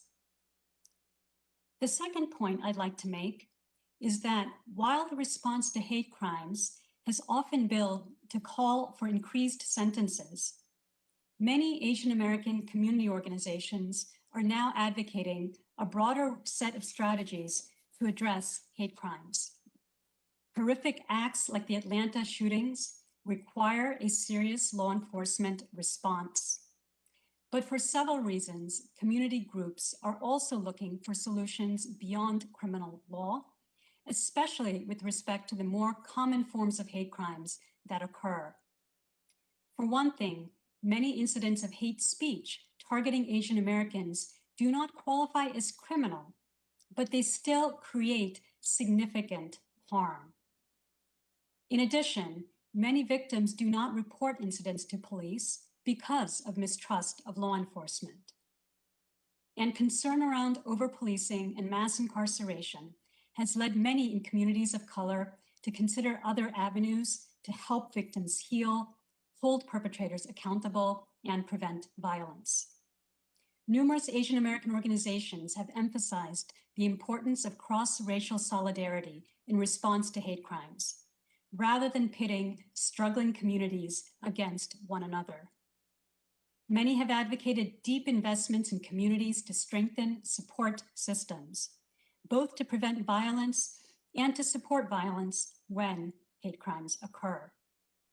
That support can take many forms, whether it is through funding culturally competent mental health care services, reforming victim compensation programs to better support hate crimes victims, hosting conflict de-escalation training, or establishing grant programs to protect institutions at high risk of hate crimes. There is also growing interest in exploring forms of restorative justice to address hate crimes, especially with respect to young offenders and relatively less serious offenses. Restorative justice refers to processes that bring together people affected by an offense to address the harm and agree upon mechanisms to repair it. Some evidence suggests that restorative justice programs reduce recidivism and alleviate the emotional harm of survivors better than traditional criminal processes. They are not an option in every case, and much more research is necessary. But there is growing interest within communities in creative alternatives to hold people accountable, help victims recover their sense of safety, and prevent further violence. Thank you for the opportunity to share these thoughts. Thank you for sharing that. Our last witness is Hiroshi Motomura. He is Susan Westerberg Prager Distinguished Professor of Law, Faculty Co-Director, Center for Immigration of Law and Policy at UCLA. His teachings and scholarship focus on immigration and citizenship. His book, Americans in Waiting, The Lost Story of Immigration and Citizenship in the United States, won the Professional and Scholarly Publishing Award with the Association of American Publishers as the year's best book in law and legal studies. Professor Motomura received his JD from Cal Berkeley and his BA from Yale. Professor, you're now recognized for 5 minutes. Mr. Chairman, Ranking Member, thank you for the opportunity to speak to you today. My remarks take a step back from the specifics of the incidents that other witnesses addressed. There's a natural tendency to explain away these crimes as isolated acts of a few individuals. And related is a natural tendency to avoid a deep look at why these crimes were committed. Why more crimes now? Why against victims with Asian ancestry? But these crimes follow a long historical pattern, as you've heard today, and I'd like to explain a key reason for this history. Individuals commit crimes, but they do so in a society that reflects the laws under which we live. To see hate crimes as isolated is to close our eyes to the role of law in shaping attitudes, especially about who's worthy and who's not. My focus is on the immigration laws of the United States, and especially on how these laws have laid the foundation for hate crimes against Asian Americans in the past, in the present, but I hope not in the future. I'll start by observing that throughout our nation's history, immigration laws and statutes, regulations, and executive branch orders have discriminated and excluded on the basis of race, nationality, religion, and ethnicity. There are many examples. China's exclusion, as you've heard, dates back to the 1870s and 1880s, but it was the law of the land until 1943. My own family was one of the very small number of Japanese allowed to come to America before 1965, when immigration from Asia was severely limited. And similarly, the large undocumented population from Mexico reflects an immigration system that historically has treated Mexican immigrants as disposable labor, and today offers too few legal opportunities to work and live with family in this country. Most recently, many people have been barred from the United States because they come from certain majority Muslim or African countries. Now, immigration laws at their simplest separate them, in quotes, outside the border from us, also in quotes, inside the border. And this may be why public figures have felt free to disparage and insult people from certain other countries, even when some of those same public figures might never say the same thing about U.S. citizens who trace their family roots to those very same places. But immigration laws don't just affect people outside the United States. Immigration laws can make it hard or even impossible for some U.S. citizens, but not others, to live in this country in their United States with their spouses and children and other close relatives. In other words, to make a family here, to make a life here in this United States as a family. In this way, immigration laws tell some U.S. citizens they're still foreigners, that they cannot fully partake of American life. If they trace their family origins to disfavored parts of the world, or if they follow a disfavored faith, then the message is that their citizenship isn't as worthy of respect as the citizenship of other Americans. Their citizenship is devalued.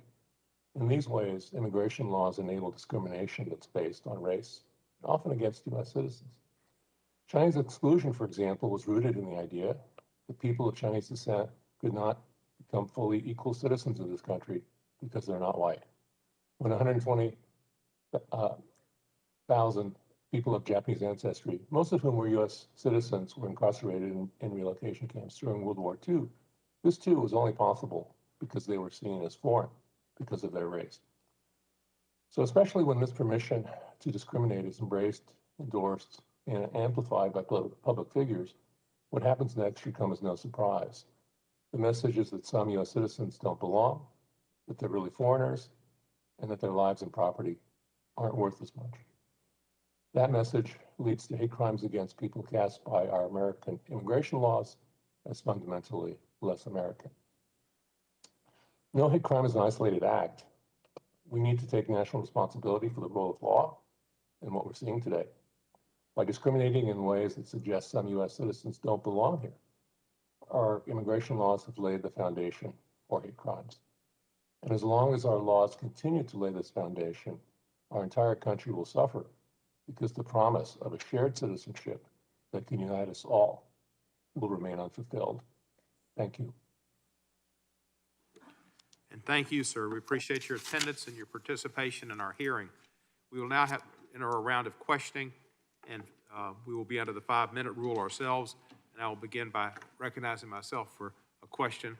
And I'd like to ask Ms. Lee, is there empirical or historical evidence supporting the claim that leaders promoting stereotypes or using rhetoric aimed at a particular ethnic racial group leads to increased levels of discrimination or violence against that group? Are there historical examples of this? Thank you, Chairman, for that wonderful question. And the answer is clearly yes. There is unfortunately a huge amount of historical evidence. The record is very clear. We've got mayors of major cities. We have lawmakers in Congress explaining Asian people in the crudest, most racist terms. In 1876 in San Francisco, Mayor Bryant, mayor of the time of that city, gathered a mob of thousands of people in downtown San Francisco and talked about the Chinese immigration question as one that needed to be solved, or that if Chinese immigration would continue, it would lead to the downfall of American civilization and of the white race. In 1882, when Congress is lawmakers introduce the Chinese Exclusion Act, some of the lawmakers, including Senator Miller of California, described Chinese immigrants as a degraded and inferior race and a threat to national security. They stole jobs from white workers. They were also a danger to the public good of the country. And then during World War II, our military leaders were very explicit in their descriptions of Japanese people, Japanese Americans, as quote unquote an enemy race. One of the leaders of that was one of our military officials, Lieutenant General John L. DeWitt, who was in charge of making sure that Japanese Americans were forcibly removed and relocated from the West Coast. Thank you very much. Thank you. We have a miserable history in this area, and I appreciate your elucidating upon it. And I'd now like to yield the remainder of my time to the Honorable Ted Lieu, Congressman from California. Thank you, Chairman Cohen, for holding this important hearing and for allowing me to participate. Asian Americans have now experienced a surge in hate crimes, hate incidents, and discrimination since the start of the pandemic. And I want to explore some of the reasons for that.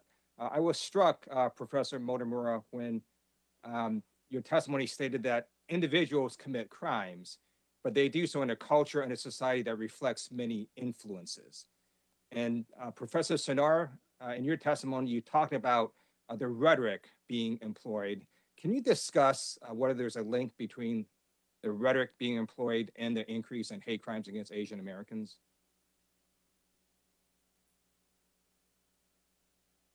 When political of former President Donald Trump use racist dog whistles that are clearly interpreted as an effort to blame one community or one government, and by implication, the community of people who are thought to be associated with it, that affects the entire society. And Stop AAPI Hates research shows as well that those tweets from the former president were retweeted over 1 million times. So once you have that norm setting at the top that normalizes stigmatizing a particular community for hate, it does lead to ripple effects across society at large. Thank you very much.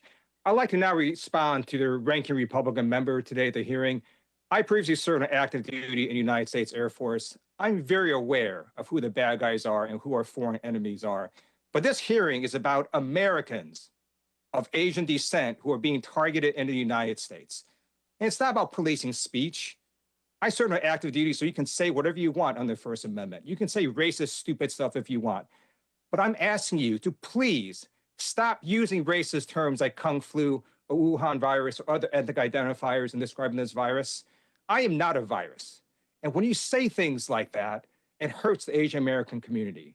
Whatever political points you think you are scoring by using ethnic identifiers in describing this virus, you're harming Americans who happen to be of Asian descent.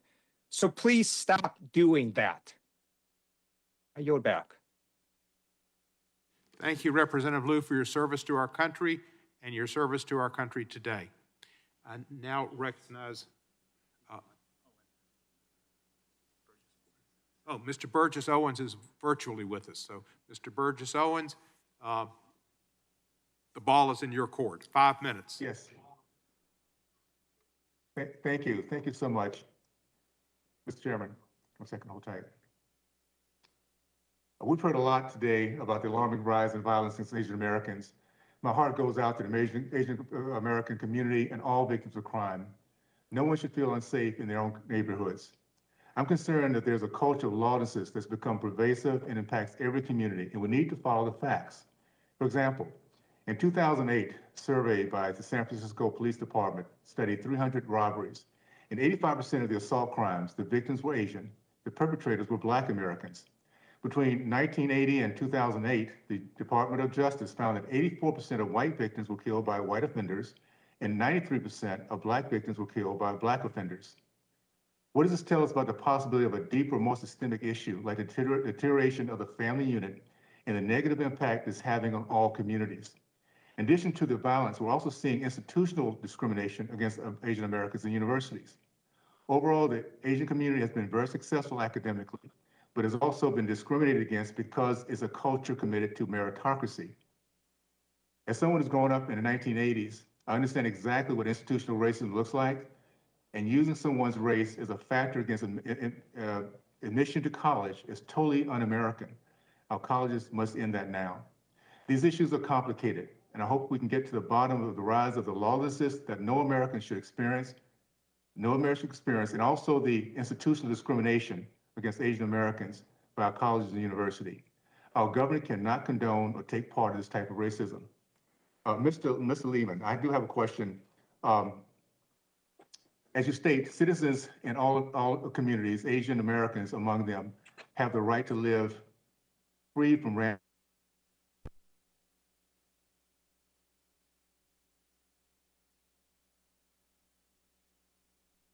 Mr. Owens, you asked a question of someone, I believe. Who did you direct your question to? Mr. Lehman?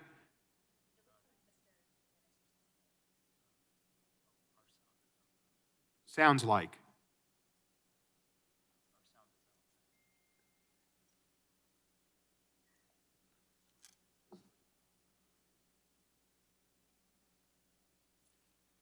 It seems we have a problem with our system.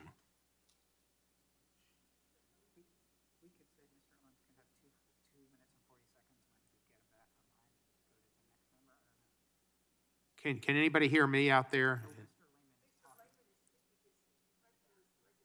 Yeah, but nobody can hear it.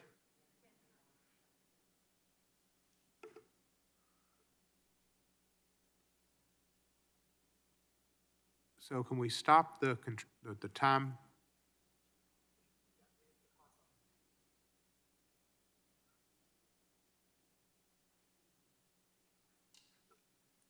Are we fixing it?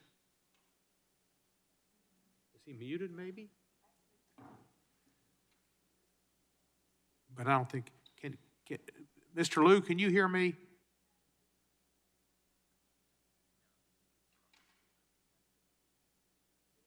Mr. Lehman, can you hear me?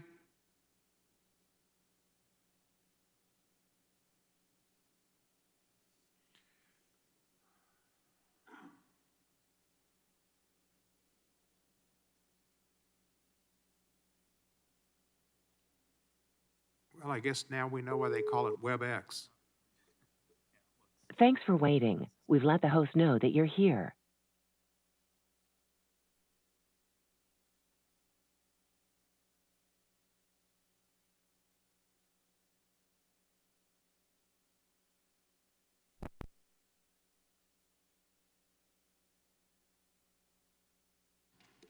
Testing.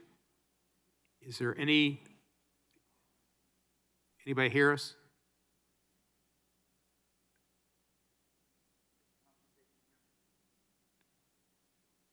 Do do do do do do do do do do do do.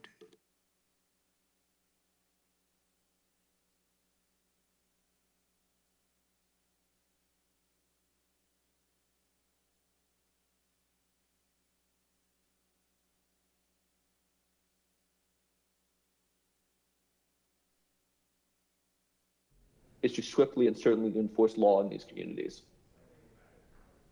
Mr. Lehman, I think we're back. Can you hear me? Can people hear me?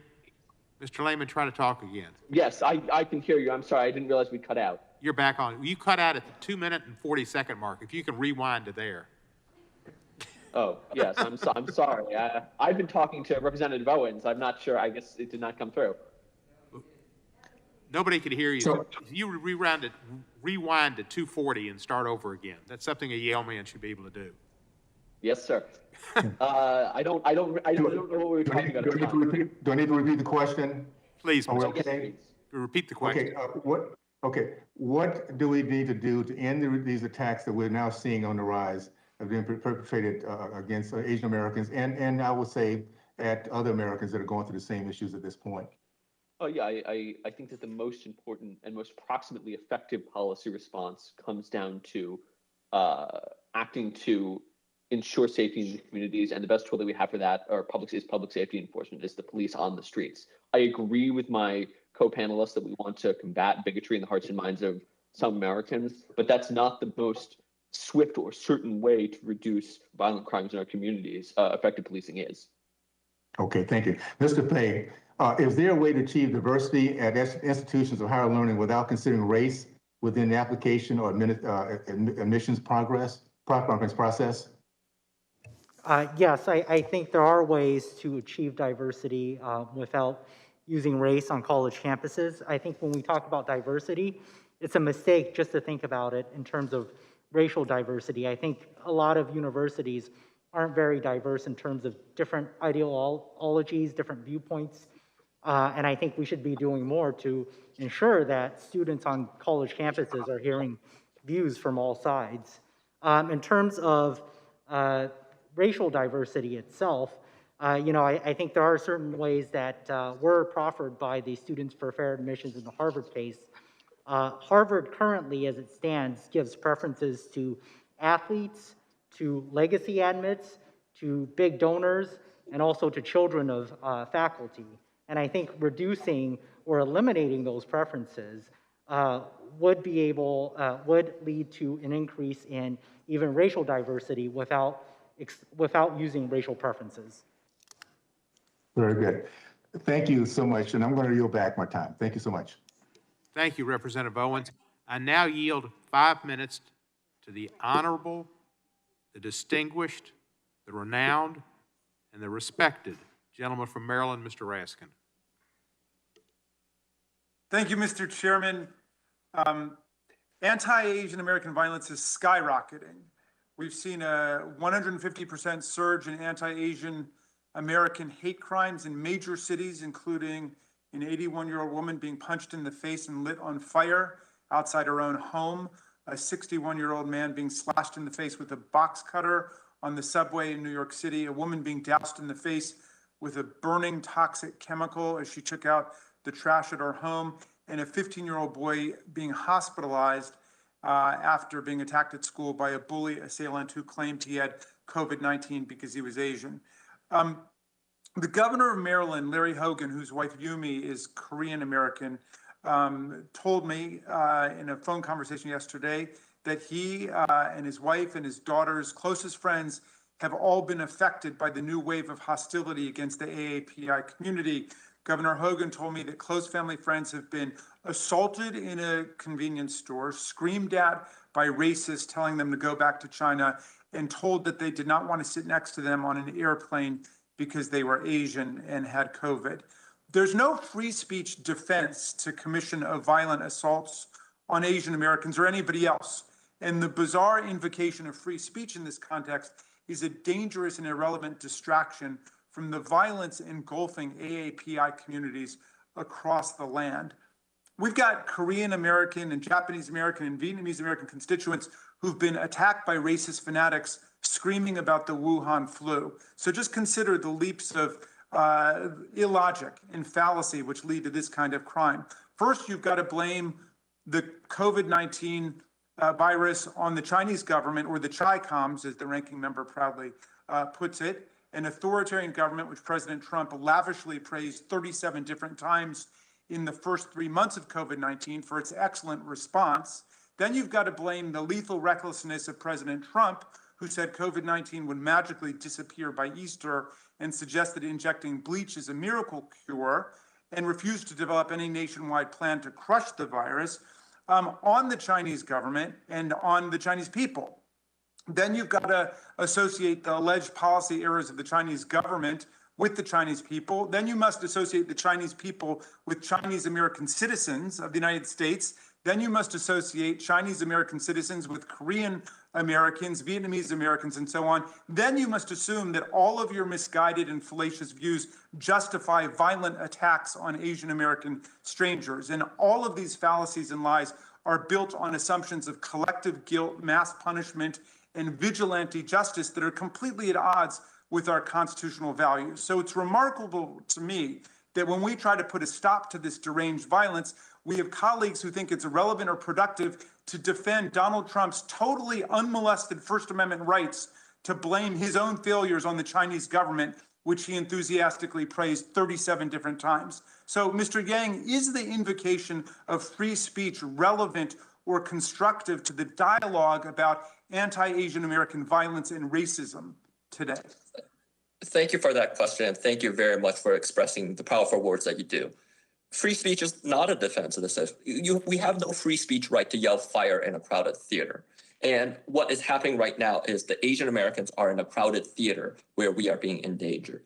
The other point is, regardless of free speech, all of us as leaders have an obligation to model behavior that we want our community to follow, and model behavior that would lift our entire country up instead of trying to be divisive and make individuals or communities targets of hate when it is unnecessary. The last thing that I would say is, as has been established by previous speakers, everyone agrees there's no medical benefit to using terms such as China virus and Wuhan flu. And everyone agrees that there is some effect, and you could debate how much, but there is an effect on the hate that the Asian American community has received. So the cost-benefit analysis is clear. The cost to the community, Asian American community, of calling the terms that it is great. The benefit of using these terms is nil. So in that sense, it makes no sense.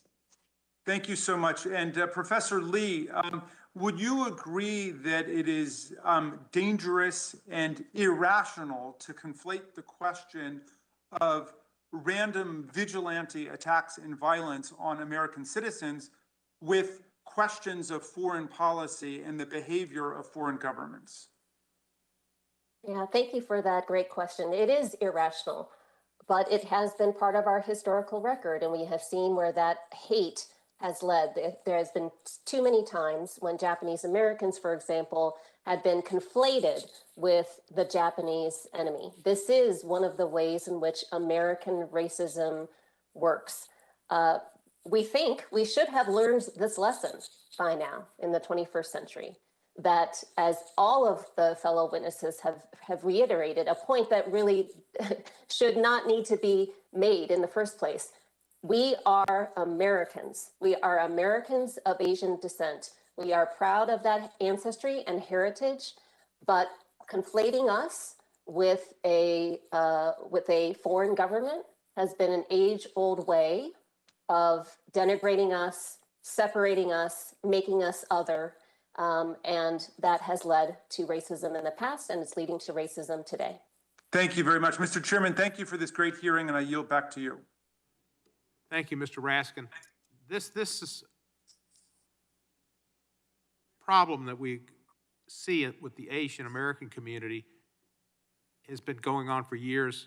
The people who thrust this at us have seen Jews as being double citizens and having double citizenship, dual citizenship with Israel, which of course is not true, but that's been put out too. And this type of stuff has gone on for years. And as Professor Wiesel said, people who hate everyone. And I'd now like to yield to Ms. Fischbach. Thank you, Mr. Chair. And I just have a quick, I guess, maybe not quick, a question for Mr. Fa. And I was just wondering, you know, in your work fighting discrimination in the education admissions process, do you find that this type of discrimination to be across all types of schools, like public, private, regional, religious, non-religious? I guess I'm just kind of wondering if there's a pattern or a general trend that you observe in the kinds of schools, the types of schools that are having issue. Well, certainly, thank you, Congresswoman, for that question. Certainly, this type of discrimination happens at different types of schools. The Harvard case obviously considers a private school that receives federal funding, so that's a lawsuit based on Title VI. The work that we do at Pacific Legal Foundation really focuses on the Equal Protection Clause, and the defendants in those cases are government entities and public schools.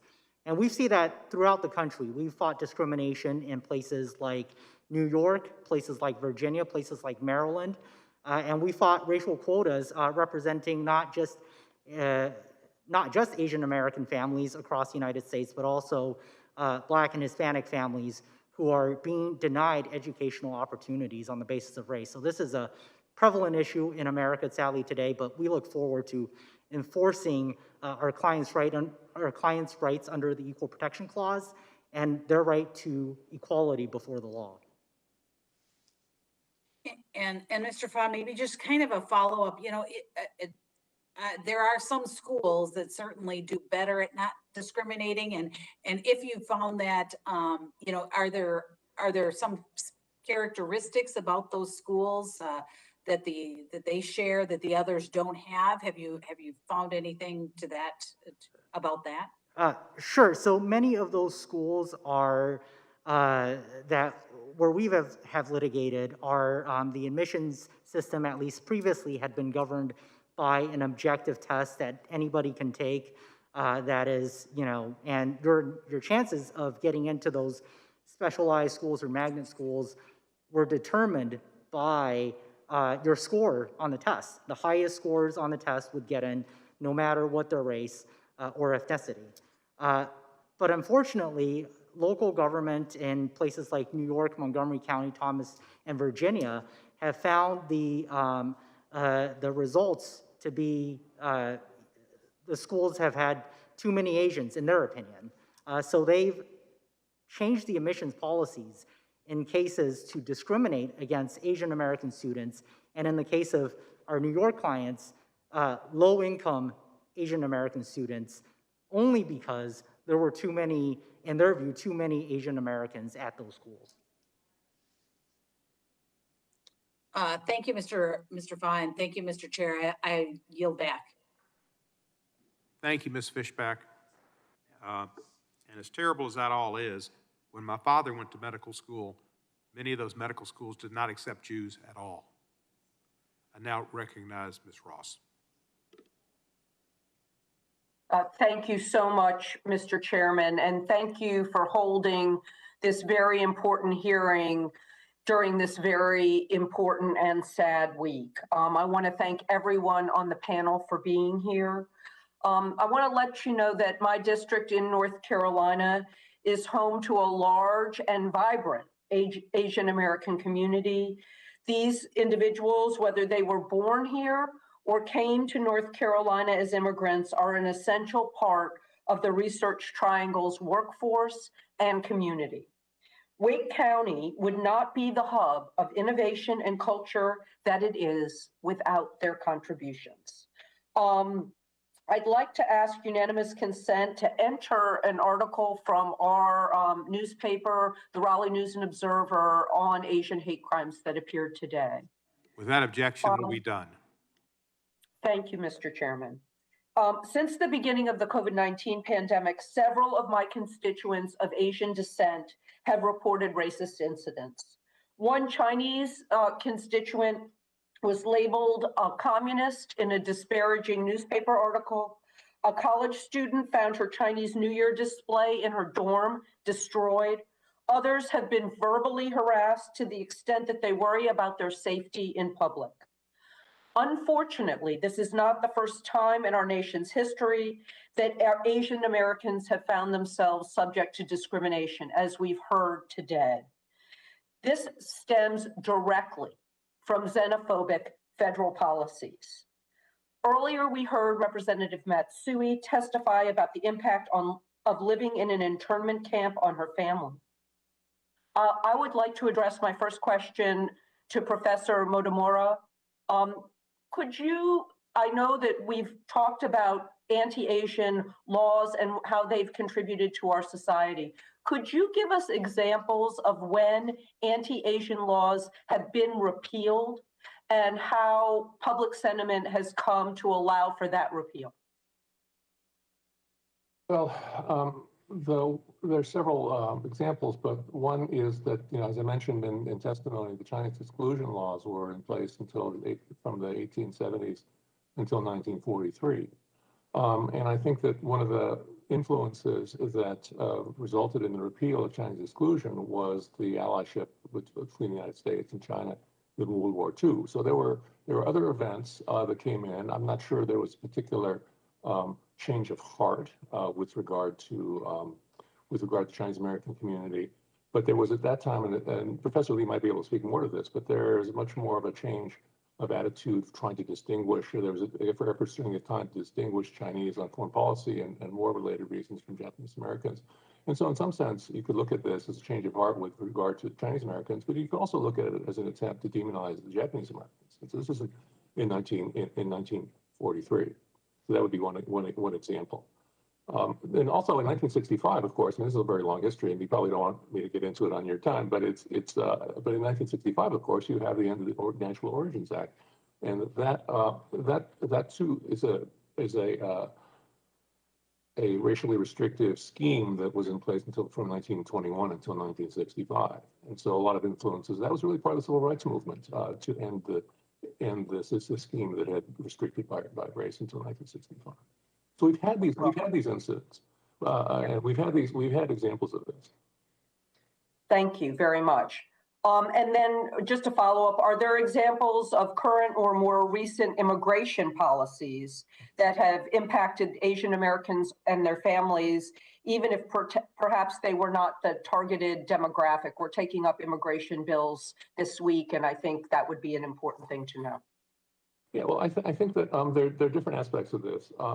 Some of this has to do with the inability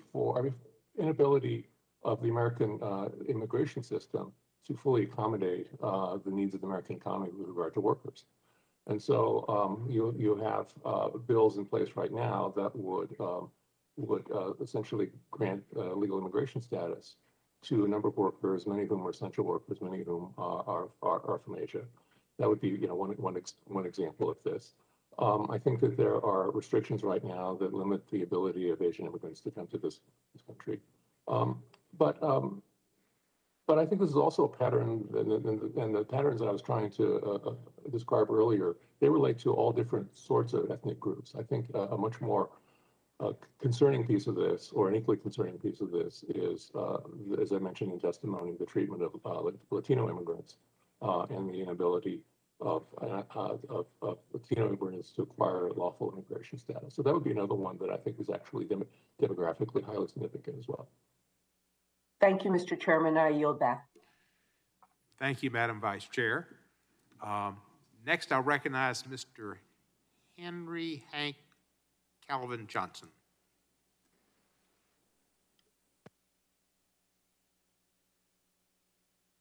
I thank the chairman for hosting this very timely hearing. And I would like to ask unanimous consent to submit a 31-second video produced by the Asian Americans Advancing Justice Atlanta organization regarding violence against members of the AAIP community, along with a letter asking for a community-based response to the violence in Atlanta, which is dated March 18th, 2021, and is signed by multiple Asian American community groups in my district for the record. Unanimous consent is granted. Ms. Garcia, Ms. Ross, it's unanimous. Thank you.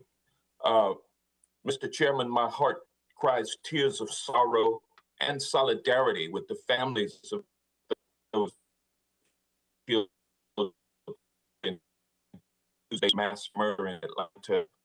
With all the left with feelings of terror of what might happen next to them, their families, their AIP friends.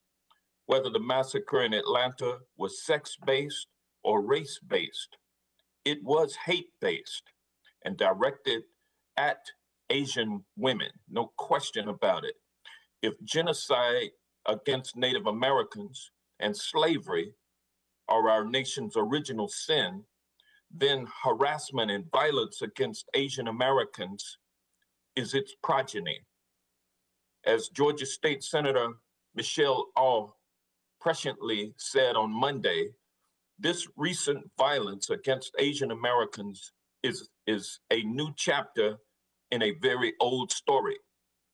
The correlation between the rise of xenophobic and racist rhetoric by President Trump and his Republican Party supporters and the dramatic and alarming rise in violence against Asian Americans is not coincidental. It is an unfortunate and calculated result, which is open season on Asian Americans in this country. And when folks on this committee talk about CHICOMs, what they're doing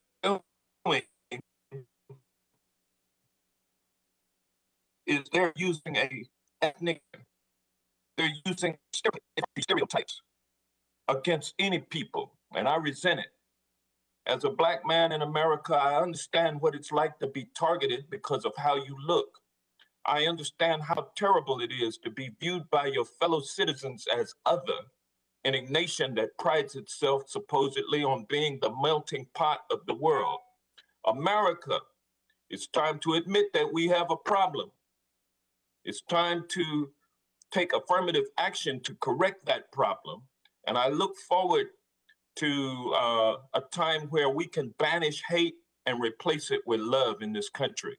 And with that, I'd like to ask you, Mr. Yang, about the fact that healthcare workers have specifically suffered disproportionately during the pandemic. How have Asian American healthcare workers been impacted by discrimination and violence over the last year, particularly those involved in the healthcare industry specifically? Thank you very much for that question. And thank you first for lifting up the work that is being done in Atlanta by our community groups there, because that is vital, it is important. And with respect to the healthcare workers in particular, those are the essential frontline workers that we talk about, the people that are putting their health at risk to serve our entire country, not just Asian Americans, but to serve our entire country. And both Ms. Karni as well as myself, when we look at the incidents that we have coming in, we could cite to so many examples of healthcare workers getting shunned, getting spit, getting coughed on, or statements saying that we don't want them to treat us. And so it has had both a mental toll as well as in some cases a physical toll. If I might, I do want to go back to one other piece with respect to the community-based response that we're talking about, which is public safety is not the same thing as law enforcement. Yes, we absolutely need public safety, but we can reimagine it in a way that we're not putting sole reliance on law enforcement when we don't, oftentimes our communities don't trust that vehicle. Thank you. Thank you. This hearing is not about defunding the police either. And does violence and how does violence and discrimination affect the mental health of members of the AAIP community collectively? If the question is directed to me, it's clear. It affects our entire community. If you ask any of your Asian American friends right now, they will say that this is on their minds. And so one thing I would urge people to do in this moment is to reach out to your friends, reach out to your community, and make sure that they feel seen, they feel heard, and they feel protected. Thank you. Mr. Kim, has the government provided enough support to Asian American healthcare workers? And what role do you see Congress playing in addressing these concerns and providing more support to Asian American healthcare and other frontline workers? Well, thank you for the question. I think, as it pertains to healthcare workers, the thing that I find most anecdotally is that many of them are experiencing bigotry and hate, even as they're trying to help people fighting this virus. I think the ways that we can support them as friends and members of our community is some of the ways that we have. We've seen people, play music for them at 7 o'clock and clap for them. But the ways that our government can help is really just to support the community at large. And I think those frontline workers are also members of the AAPI community. They may be at work helping people, but they go home and they're scared to go home the same way the rest of us are. And so I encourage us all to think about the frontline workers as part of the larger community. And these two bills that are before the committee right now will help all AAPIs. Thank you. Professor Kulkarni, what is the correlation between the rhetoric of the Trump administration and the rise in violence against AAIPs? Thank you, Congressman, for your question. We know from a study that we did, excuse me, in the fall that actually over 700 of the incidents reported to Stop AAPI Hate of the 2,500 we had received at that point actually correlated to comments that were made about China as the China virus, the Wuhan virus, and Kung flu, and similar comments that were made about sending people back to their country. So we know that, in fact, comments like that have absolutely resulted in hate incidents being perpetrated against our community members. And we know that because the data shows it. And if I may add to that, just in terms of some of the resources that can be provided, I think local communities, as you have pointed out, could very much benefit from added funding and an infrastructure to provide support for our community members. Thank you. I want to make it clear that it's not just white folks who are acting against AAIPs, it's other communities, including Black people.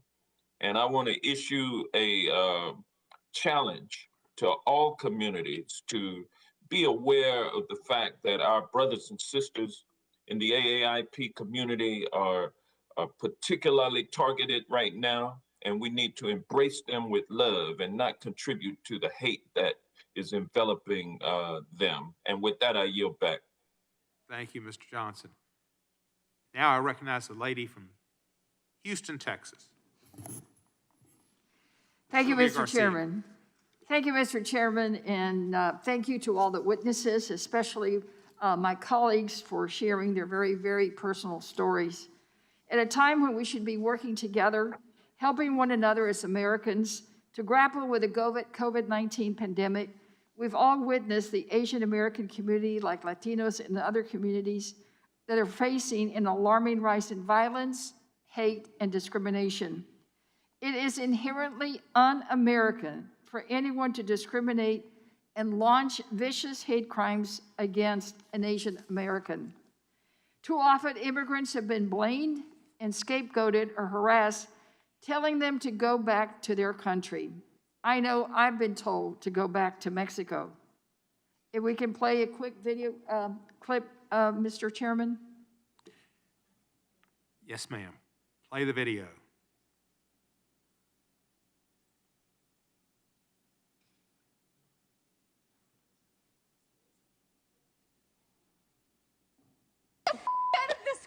jail. Get the out of this state. Go back to whatever Asian country you belong in.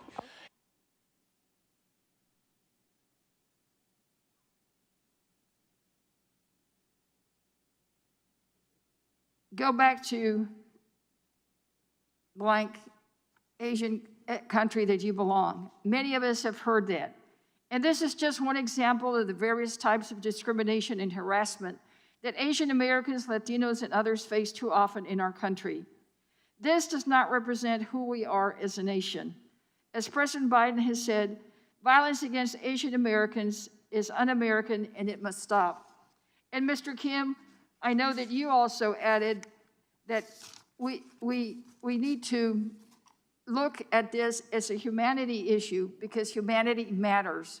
And the last time you were before this committee, you also told us that what is in the media, visually, in print, everywhere, also matters. I wanted to ask you specifically about the rhetoric coming from politicians, as some of you have testified.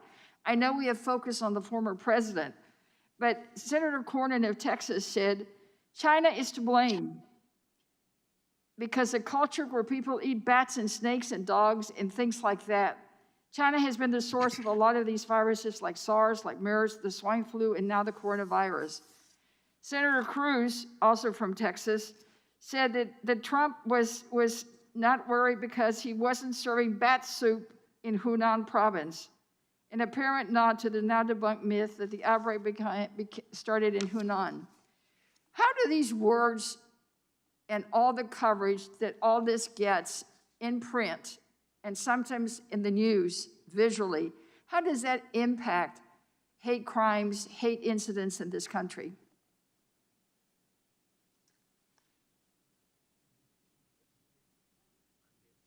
Are you unmuted, sir? Oh. Mr. Kim. Thank you for that question, Representative. Can you hear me? Yes, I can. First of all, I want to thank you for showing that clip of the woman in Torrance, California. That happens to be the neighborhood where my brother and his family live. And that woman is Latina, which highlights the point that you were trying to make, that this is not just an issue of white people versus Asian people or black people versus Asian people. It is really a question of everybody versus acts of hate and bigotry. And that, I think, really needs to be highlighted because this is not part just of the Asian American history. It's part of the history of America.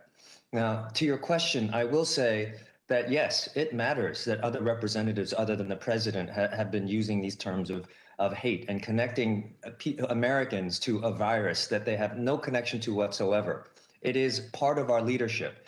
And, I think I'm an idealist because I still do believe in the words of my leaders. I want to believe that they are setting the tone for the rest of the country. And that when they use rhetoric like this, it not only affects adults, but it affects our children. It's a shameful thing to have to say. Don't listen to what your president is saying. Don't listen to what your senator is saying. If you cannot teach your children the same things that you would ask of your leaders, then what example are we setting? And the way it becomes insidious in our culture is that this language permeates through to places like Jay Baker, the spokesman for the sheriff's office in Cherokee County, who actually tweeted out T-shirts making fun of coronavirus and connecting it to China. This is a person who has a direct connection to the shooter of 8 people. He is not impartial, and so it calls into question, the veracity of his position. And so these are all ways in which it's connected, and words matter, from our president, from our leaders, for anyone with a platform, which is why I'm here today to ask those of you who are leading us to speak out for us instead of encouraging hate. Thank you for that answer. And I think, what our children and all Americans see in the news or hear or read in the paper matters, because words do matter. And as you said, humanity matters. So thank you for the response. Mr. Chairman, I want to introduce the articles that I've referenced together with other articles, which unfortunately the rhetoric is building, and the coverage is building. So I'd like to introduce these into the record. Ask for unanimous consent. So done, without objection. And with that, Mr. Chairman, I thank you and I yield back. Thank you, Ms. Garcia. And I believe we have Ms. Bush with us. And Ms. Bush, the honorable congressperson from St. Louis, Missouri, up the river, is recognized. You have to unmute, though, Ms. Bush. Unmute. All right, I'm here. Thank you. And St. Louis and I, again, thank you, Chairman, for convening this hearing. I want to extend my deepest condolences to the AAPI community, many of whom have lost loved ones, been victims of white supremacist hate crimes, or in some way have been victimized by the horrific incidents of this past year. My heart is with you. There are more than, and it's been said before over and over again, 3,000 hate crimes reported over the last year as a result of anti-Asian American racism. That 3,000 number, it's horrific, and I don't want to just gloss over. It's 3,000 incidents. The rise of hate crimes against Asian Americans is inherently tied to anti-Asian American rhetoric, some of which has come out of this very chamber. Rhetoric, which we have been told even on this hearing today, that words don't matter, that we shouldn't be worried about words, but especially when people from a place of privilege speak about that, what can directly lead to physical harm, you have to own that. You have to own it causes harm. It causes harm to people, especially people of color. And so to call it out as if it does not matter, it does, because we're talking about lives at stake. This is a refusal of responsibility, and I'm going to call it out. And this is not a partisan thing. Last week, we held a hearing about member conduct and the need to engage from a place of respect, how we conduct ourselves as leaders, what we say, and who we engage with. That has a direct impact on what happens in our streets. It is our words, and it's why our words and our actions as leaders are so important. Leading from a place of hate only fuels hateful and violent acts across our country. Leading with love starts with what we say, the words we use, and the meaning behind them. Words can build up communities or break them down. What we've witnessed over the last 4 years is hateful white supremacist rhetoric. While I cannot speak on behalf of the AAPI community, I do want to say that I stand in solidarity with you. So organize, galvanize, and get justice. Fight against white supremacy with us. 2 nights ago, for the 6 Asian women who tragically lost their lives as a result of racist sentiments, racist rhetoric, and racist policies. It's not lost on me that we lost women, working women. In fact, a majority of anti-Asian hate crimes are committed against Asian women, and you all have said that over and over again today. But as a Black woman, I want to speak that point. So, Professor Lee, are there reports or experiences that have particularly impacted you on an emotional level? Have you had increased fear for your own safety? I want to bring the humanity into this a little bit more. Thank you so much for asking. Thank you for those powerful words of solidarity. I think all of our communities really appreciate it. I am an educator. I'm also a researcher and writer, but my real day job is to get in the classroom, or in this case, during the pandemic, just here through Zoom. And my students are traumatized. Our communities are traumatized. What this brings up is lifetimes, histories, family histories of trauma. Trauma that perhaps some of our families thought was over and done with because, as Mr. Yang pointed out, the popular media image is that Asian Americans have made it and everything is okay. What the pandemic has revealed is the stark truth that Asian Americans and Pacific Islanders remain victims of the similar types of white supremacy that has infected our country for so long.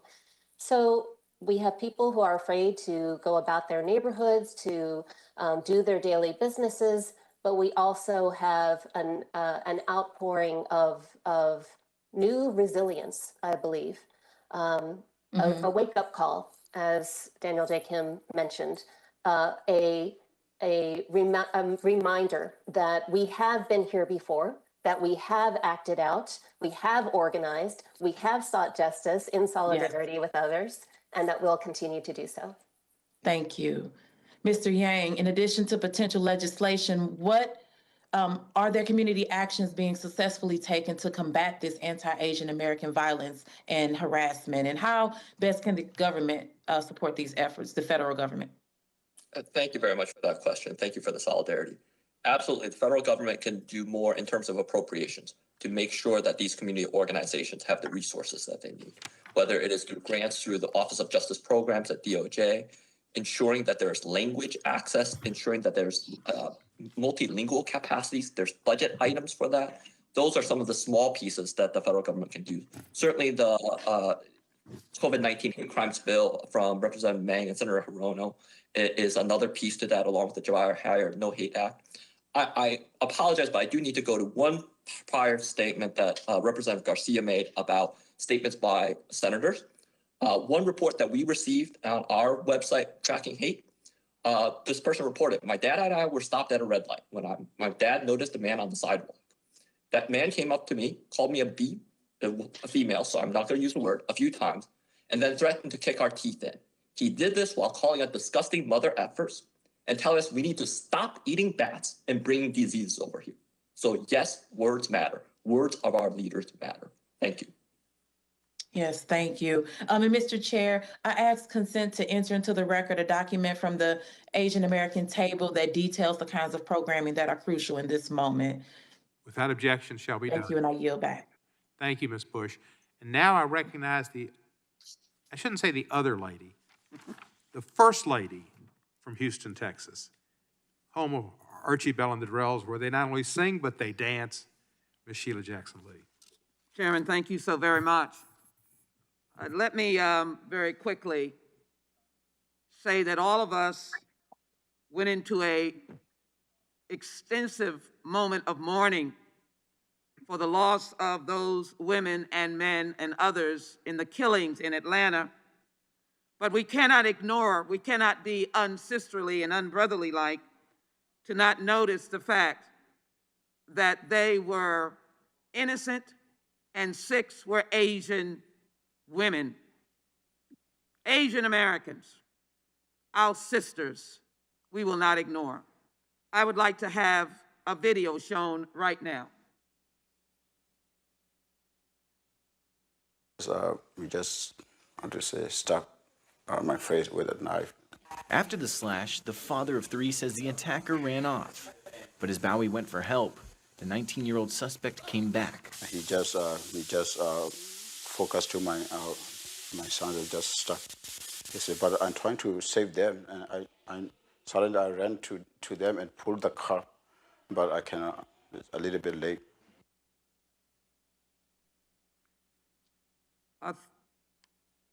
A 3-year-old baby cut, a father cut.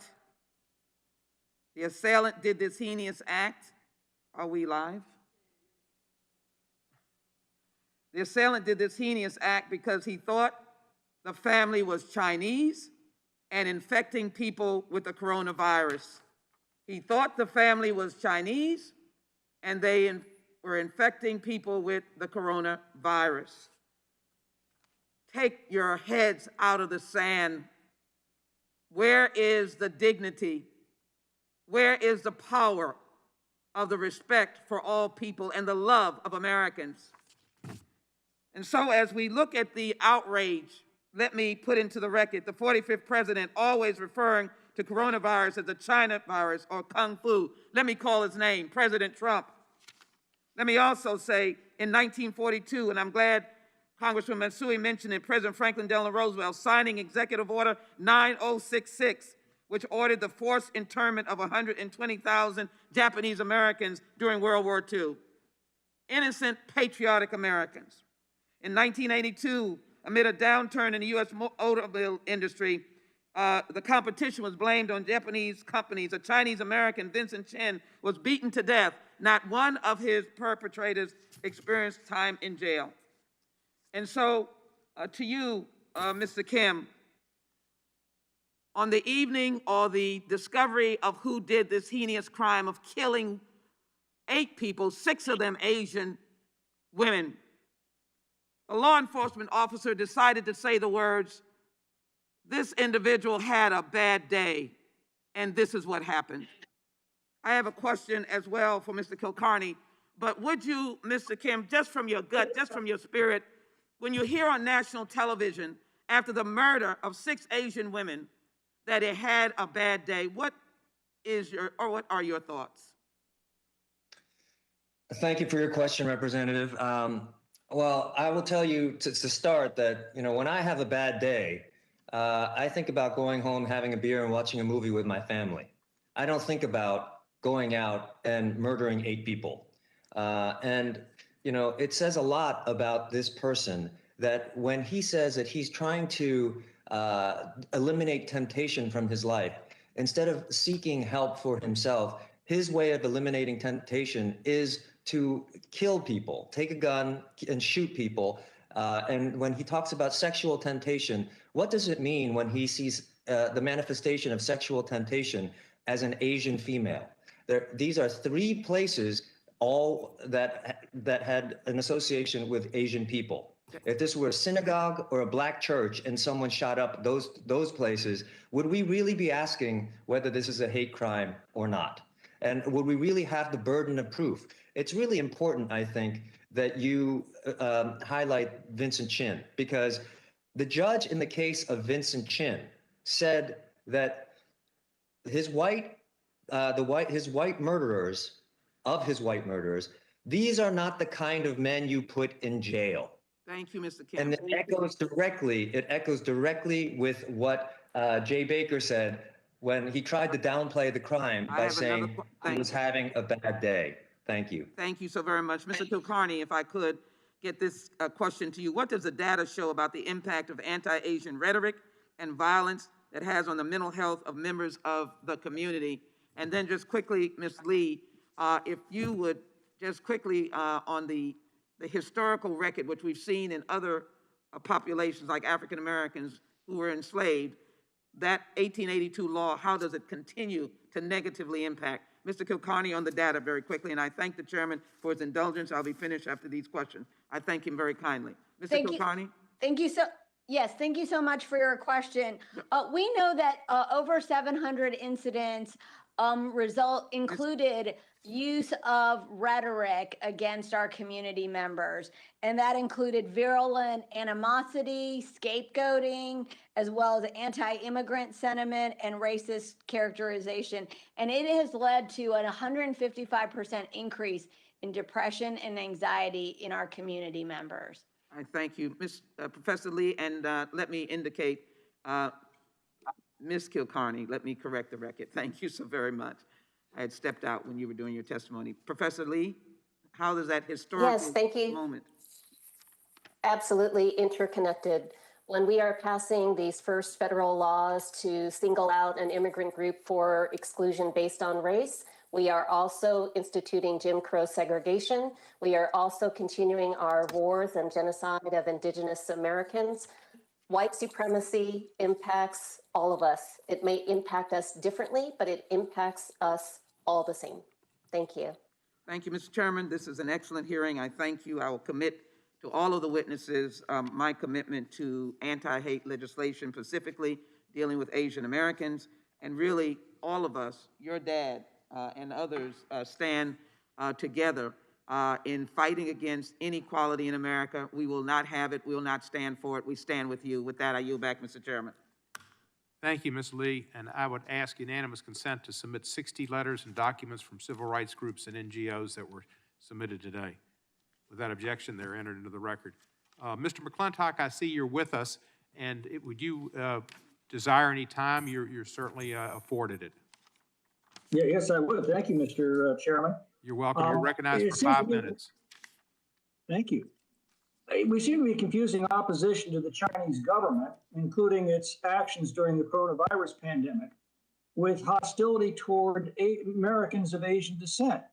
And I find that very confusing, since many Asian Americans fled abusive governments, including and especially the Chinese communist regime. Hostility to that government is not hostility to its victims, quite the contrary. Yet that seems to be the connection that many people are making today. There are despicable racists of every color in every society. It is the baser side of human nature. But no nation has struggled harder to transcend that nature and isolate and ostracize its racists than have Americans. You know, the American founders placed principles in the Declaration of Independence that they believed would someday produce a nation of free men and women of all races and all religions, together enjoying the blessings of liberty and equal protection of our laws. Lincoln denounced any other claim as, quote, having an evil tendency, if not an evil design. The violent attacks that have been cited today against Asian Americans are heinous, they are despicable, they are inexcusable. But there are two statistics that should add some perspective to this issue. According to the FBI's Hate Crime Statistics Act report, of all 4,930 victims of reported hate crimes that were motivated by race or ethnicity, 48.5% were due to anti-Black bias, 15.7% were due to anti-white bias, 14.1% were due to anti-Hispanic or Latino bias, and 4.4% were due to anti-Asian bias.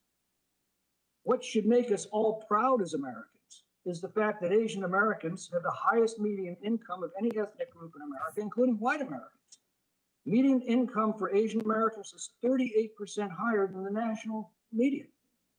If America were such a hate-filled, discriminatory, racist society filled with animus against Asian Americans, how do you explain the remarkable success of Asian Americans in our country? Their success should bring us all together as Americans to celebrate the opportunities that our country offers to all who seek the blessings of liberty. It deeply saddens me that instead of uniting as Americans, this hearing seeks to divide us as Americans. Any racist sentiment, speech, or act needs to be vigorously condemned. But to attack our society as systemically racist, a society that has produced the freest, most prosperous, and most harmonious multiracial society in human history, well, that's an insult, and it's flat out wrong. Shakespeare reminded us that we have no such mirrors as will turn our hidden worthiness into our eye, that we might see our shadow. The protesters fighting for their freedom in Hong Kong, resisting their takeover by the Communist government of China, waved American flags as a symbol of their aspirations. Perhaps we should look to them as a mirror to appreciate our own society's hidden worthiness. And I'd ask Dr. Fall if he's still in the committee room for any thoughts he might have on the subject.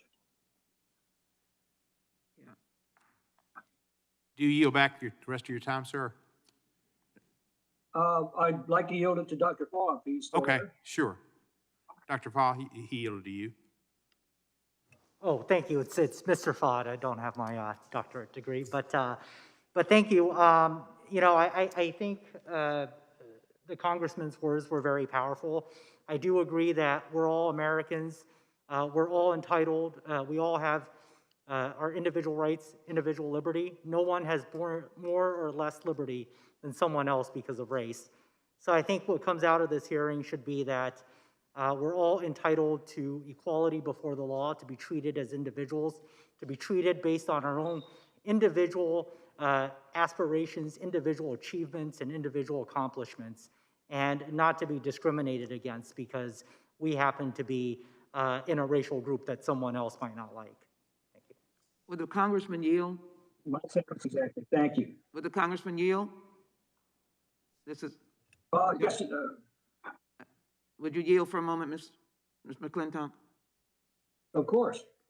Let me express my appreciation for your interpretation. I think one of the things I would ask the gentleman to consider, 4%, but we don't want one life to be taken in the name of hatred and race discrimination or ethnicity discrimination. I think the Chin case, Mr. McClintock, where an individual was beaten to death because they thought he was Chinese when the car industry went down, and its perpetrators were not even one day in jail because they I didn't agree feel with it. you. Reclaiming my time, I agree with the gentlelady completely.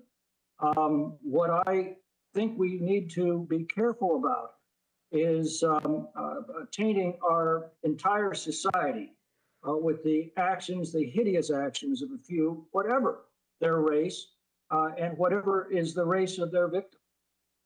Thank you, Mr. McClintock. I appreciate Thank you, sir. I appreciate your comments, and you're right. We're still trying to form a more perfect union. We're now in the situation of having a second round, and the first person in the second round is me. And I'm going to yield my time to Ms. Jayapal. She'll have 5 minutes. You're recognized. Mr. Chairman, thank you so much for including me in this hearing and for yielding your time. I want to start by saying some names that we all should be saying every minute of every day, and they're just a few. Delana Ashley Yan, Paul Andre Michaels, Jiajie Yan, Dao Yu Feng, Elcias Hernandez Ortiz, Julie Park, Hyun Jong Park. These were people who were murdered in Georgia just a couple of days ago.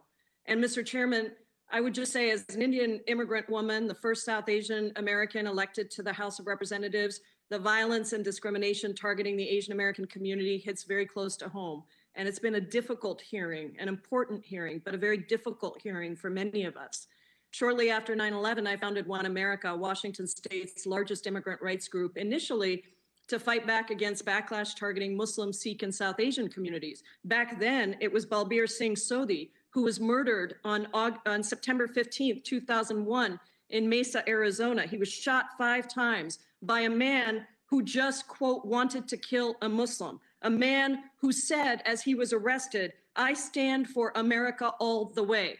Mr. Chairman, there is no question that our words matter, our framing matters, and particularly as members of Congress, when we use our platforms to continue slurs that are seen in a way that encourages racist hate crimes, it is a big problem. Just recently, in a committee hearing, some of my colleagues across the aisle continued to call it the China virus. I spoke up. I said that was not correct language, number one, and number two, it incited this kind of hate. And yet my colleagues continued to use that language. And now here we are, continuing to see a huge surge in hate crimes and violence targeting, in particular, most recently, Asian women. I want to start with you, Professor Motomura. How does the history of racist laws that promoted distrust towards Asian Americans influence the hate we are seeing today? Well, I mean, those influences are very profound. We start with the Chinese exclusion era. It's exclusion, as we've heard today, exclusion of Asian immigrants. Most Asian immigrants, Chinese immigrants, starting in 1882. It prevails for 60 years. It stunts the growth of the Chinese American community. And we have severe restrictions on Asian immigration, formal restrictions until 1965. I mean, I feel, as I mentioned in my testimony, this very strongly because my own family was one of the few families that managed to get to the United States during that period. And so we joined a community that really didn't exist at that time of my parents' contemporaries. And so, you know, these are things that you carry with you for your whole life. I remember a lot of the sorts of incidents that we're talking about today, having close calls and those sorts of things. This is a long time ago, but these are things that we see from those laws. I think we've seen this with regard to the ban that was imposed on majority Muslim countries that prevailed over the last 4 years. And I think that's not exactly entirely what we're talking about today, but I think it's really closely related. So I think that a lot of this is something that prevails over time. I mean, this is not something that is limited to a 5-year period, a 10-year period, but I think we're still seeing effects, as we've seen today, of anti-Chinese laws that took effect in 1875 and 1882. Thank you, Professor. Professor Sinnar, you have written about 9/11 and the discriminatory laws and policies against Asian American, Arab, Muslim, and Sikh communities that came after. Do you believe that there's a strategy behind demonizing these groups in times of crisis and fear? So thank you for your comments and your question to me, Representative Jaipal. What happened after 9/11 is that the government undertook a number of dragnet immigration programs that treated entire communities as threats. So hundreds of immigrants were detained on the basis of their race and ethnicity without any individual basis for suspicion. 25 Muslim countries, their citizens were subject to special registration, fingerprinting, and interrogation. And all of this sent the message that Muslim, Arab, and South Asian communities were disloyal and threatening. And the lesson here is that in times of geopolitical tension and security fears, it's especially important for the government to avoid stigmatizing entire communities because it does lead to greater violence and discrimination, both in the public sphere as well as through government policy directly. Thank you. I just want to say, I hope that my colleagues understand their words matter, and we need everyone's help in fighting back against these racist attacks. Thank you, Mr. Chairman. I yield back. I yield back. Thank you. That concludes today's hearing, and I want to thank all of our witnesses. It was a spectacular panel, a lot of knowledge, a lot of information that was important to be dispensed, and I think we did a lot of good today. I hope so. And it brought Hawaii Five-O's theme song back to my mind, which has been playing over and over and over and over again. Without objection, all members will have 5 legislative days to submit additional written questions for the witnesses or additional materials for the record. With that, the hearing is adjourned.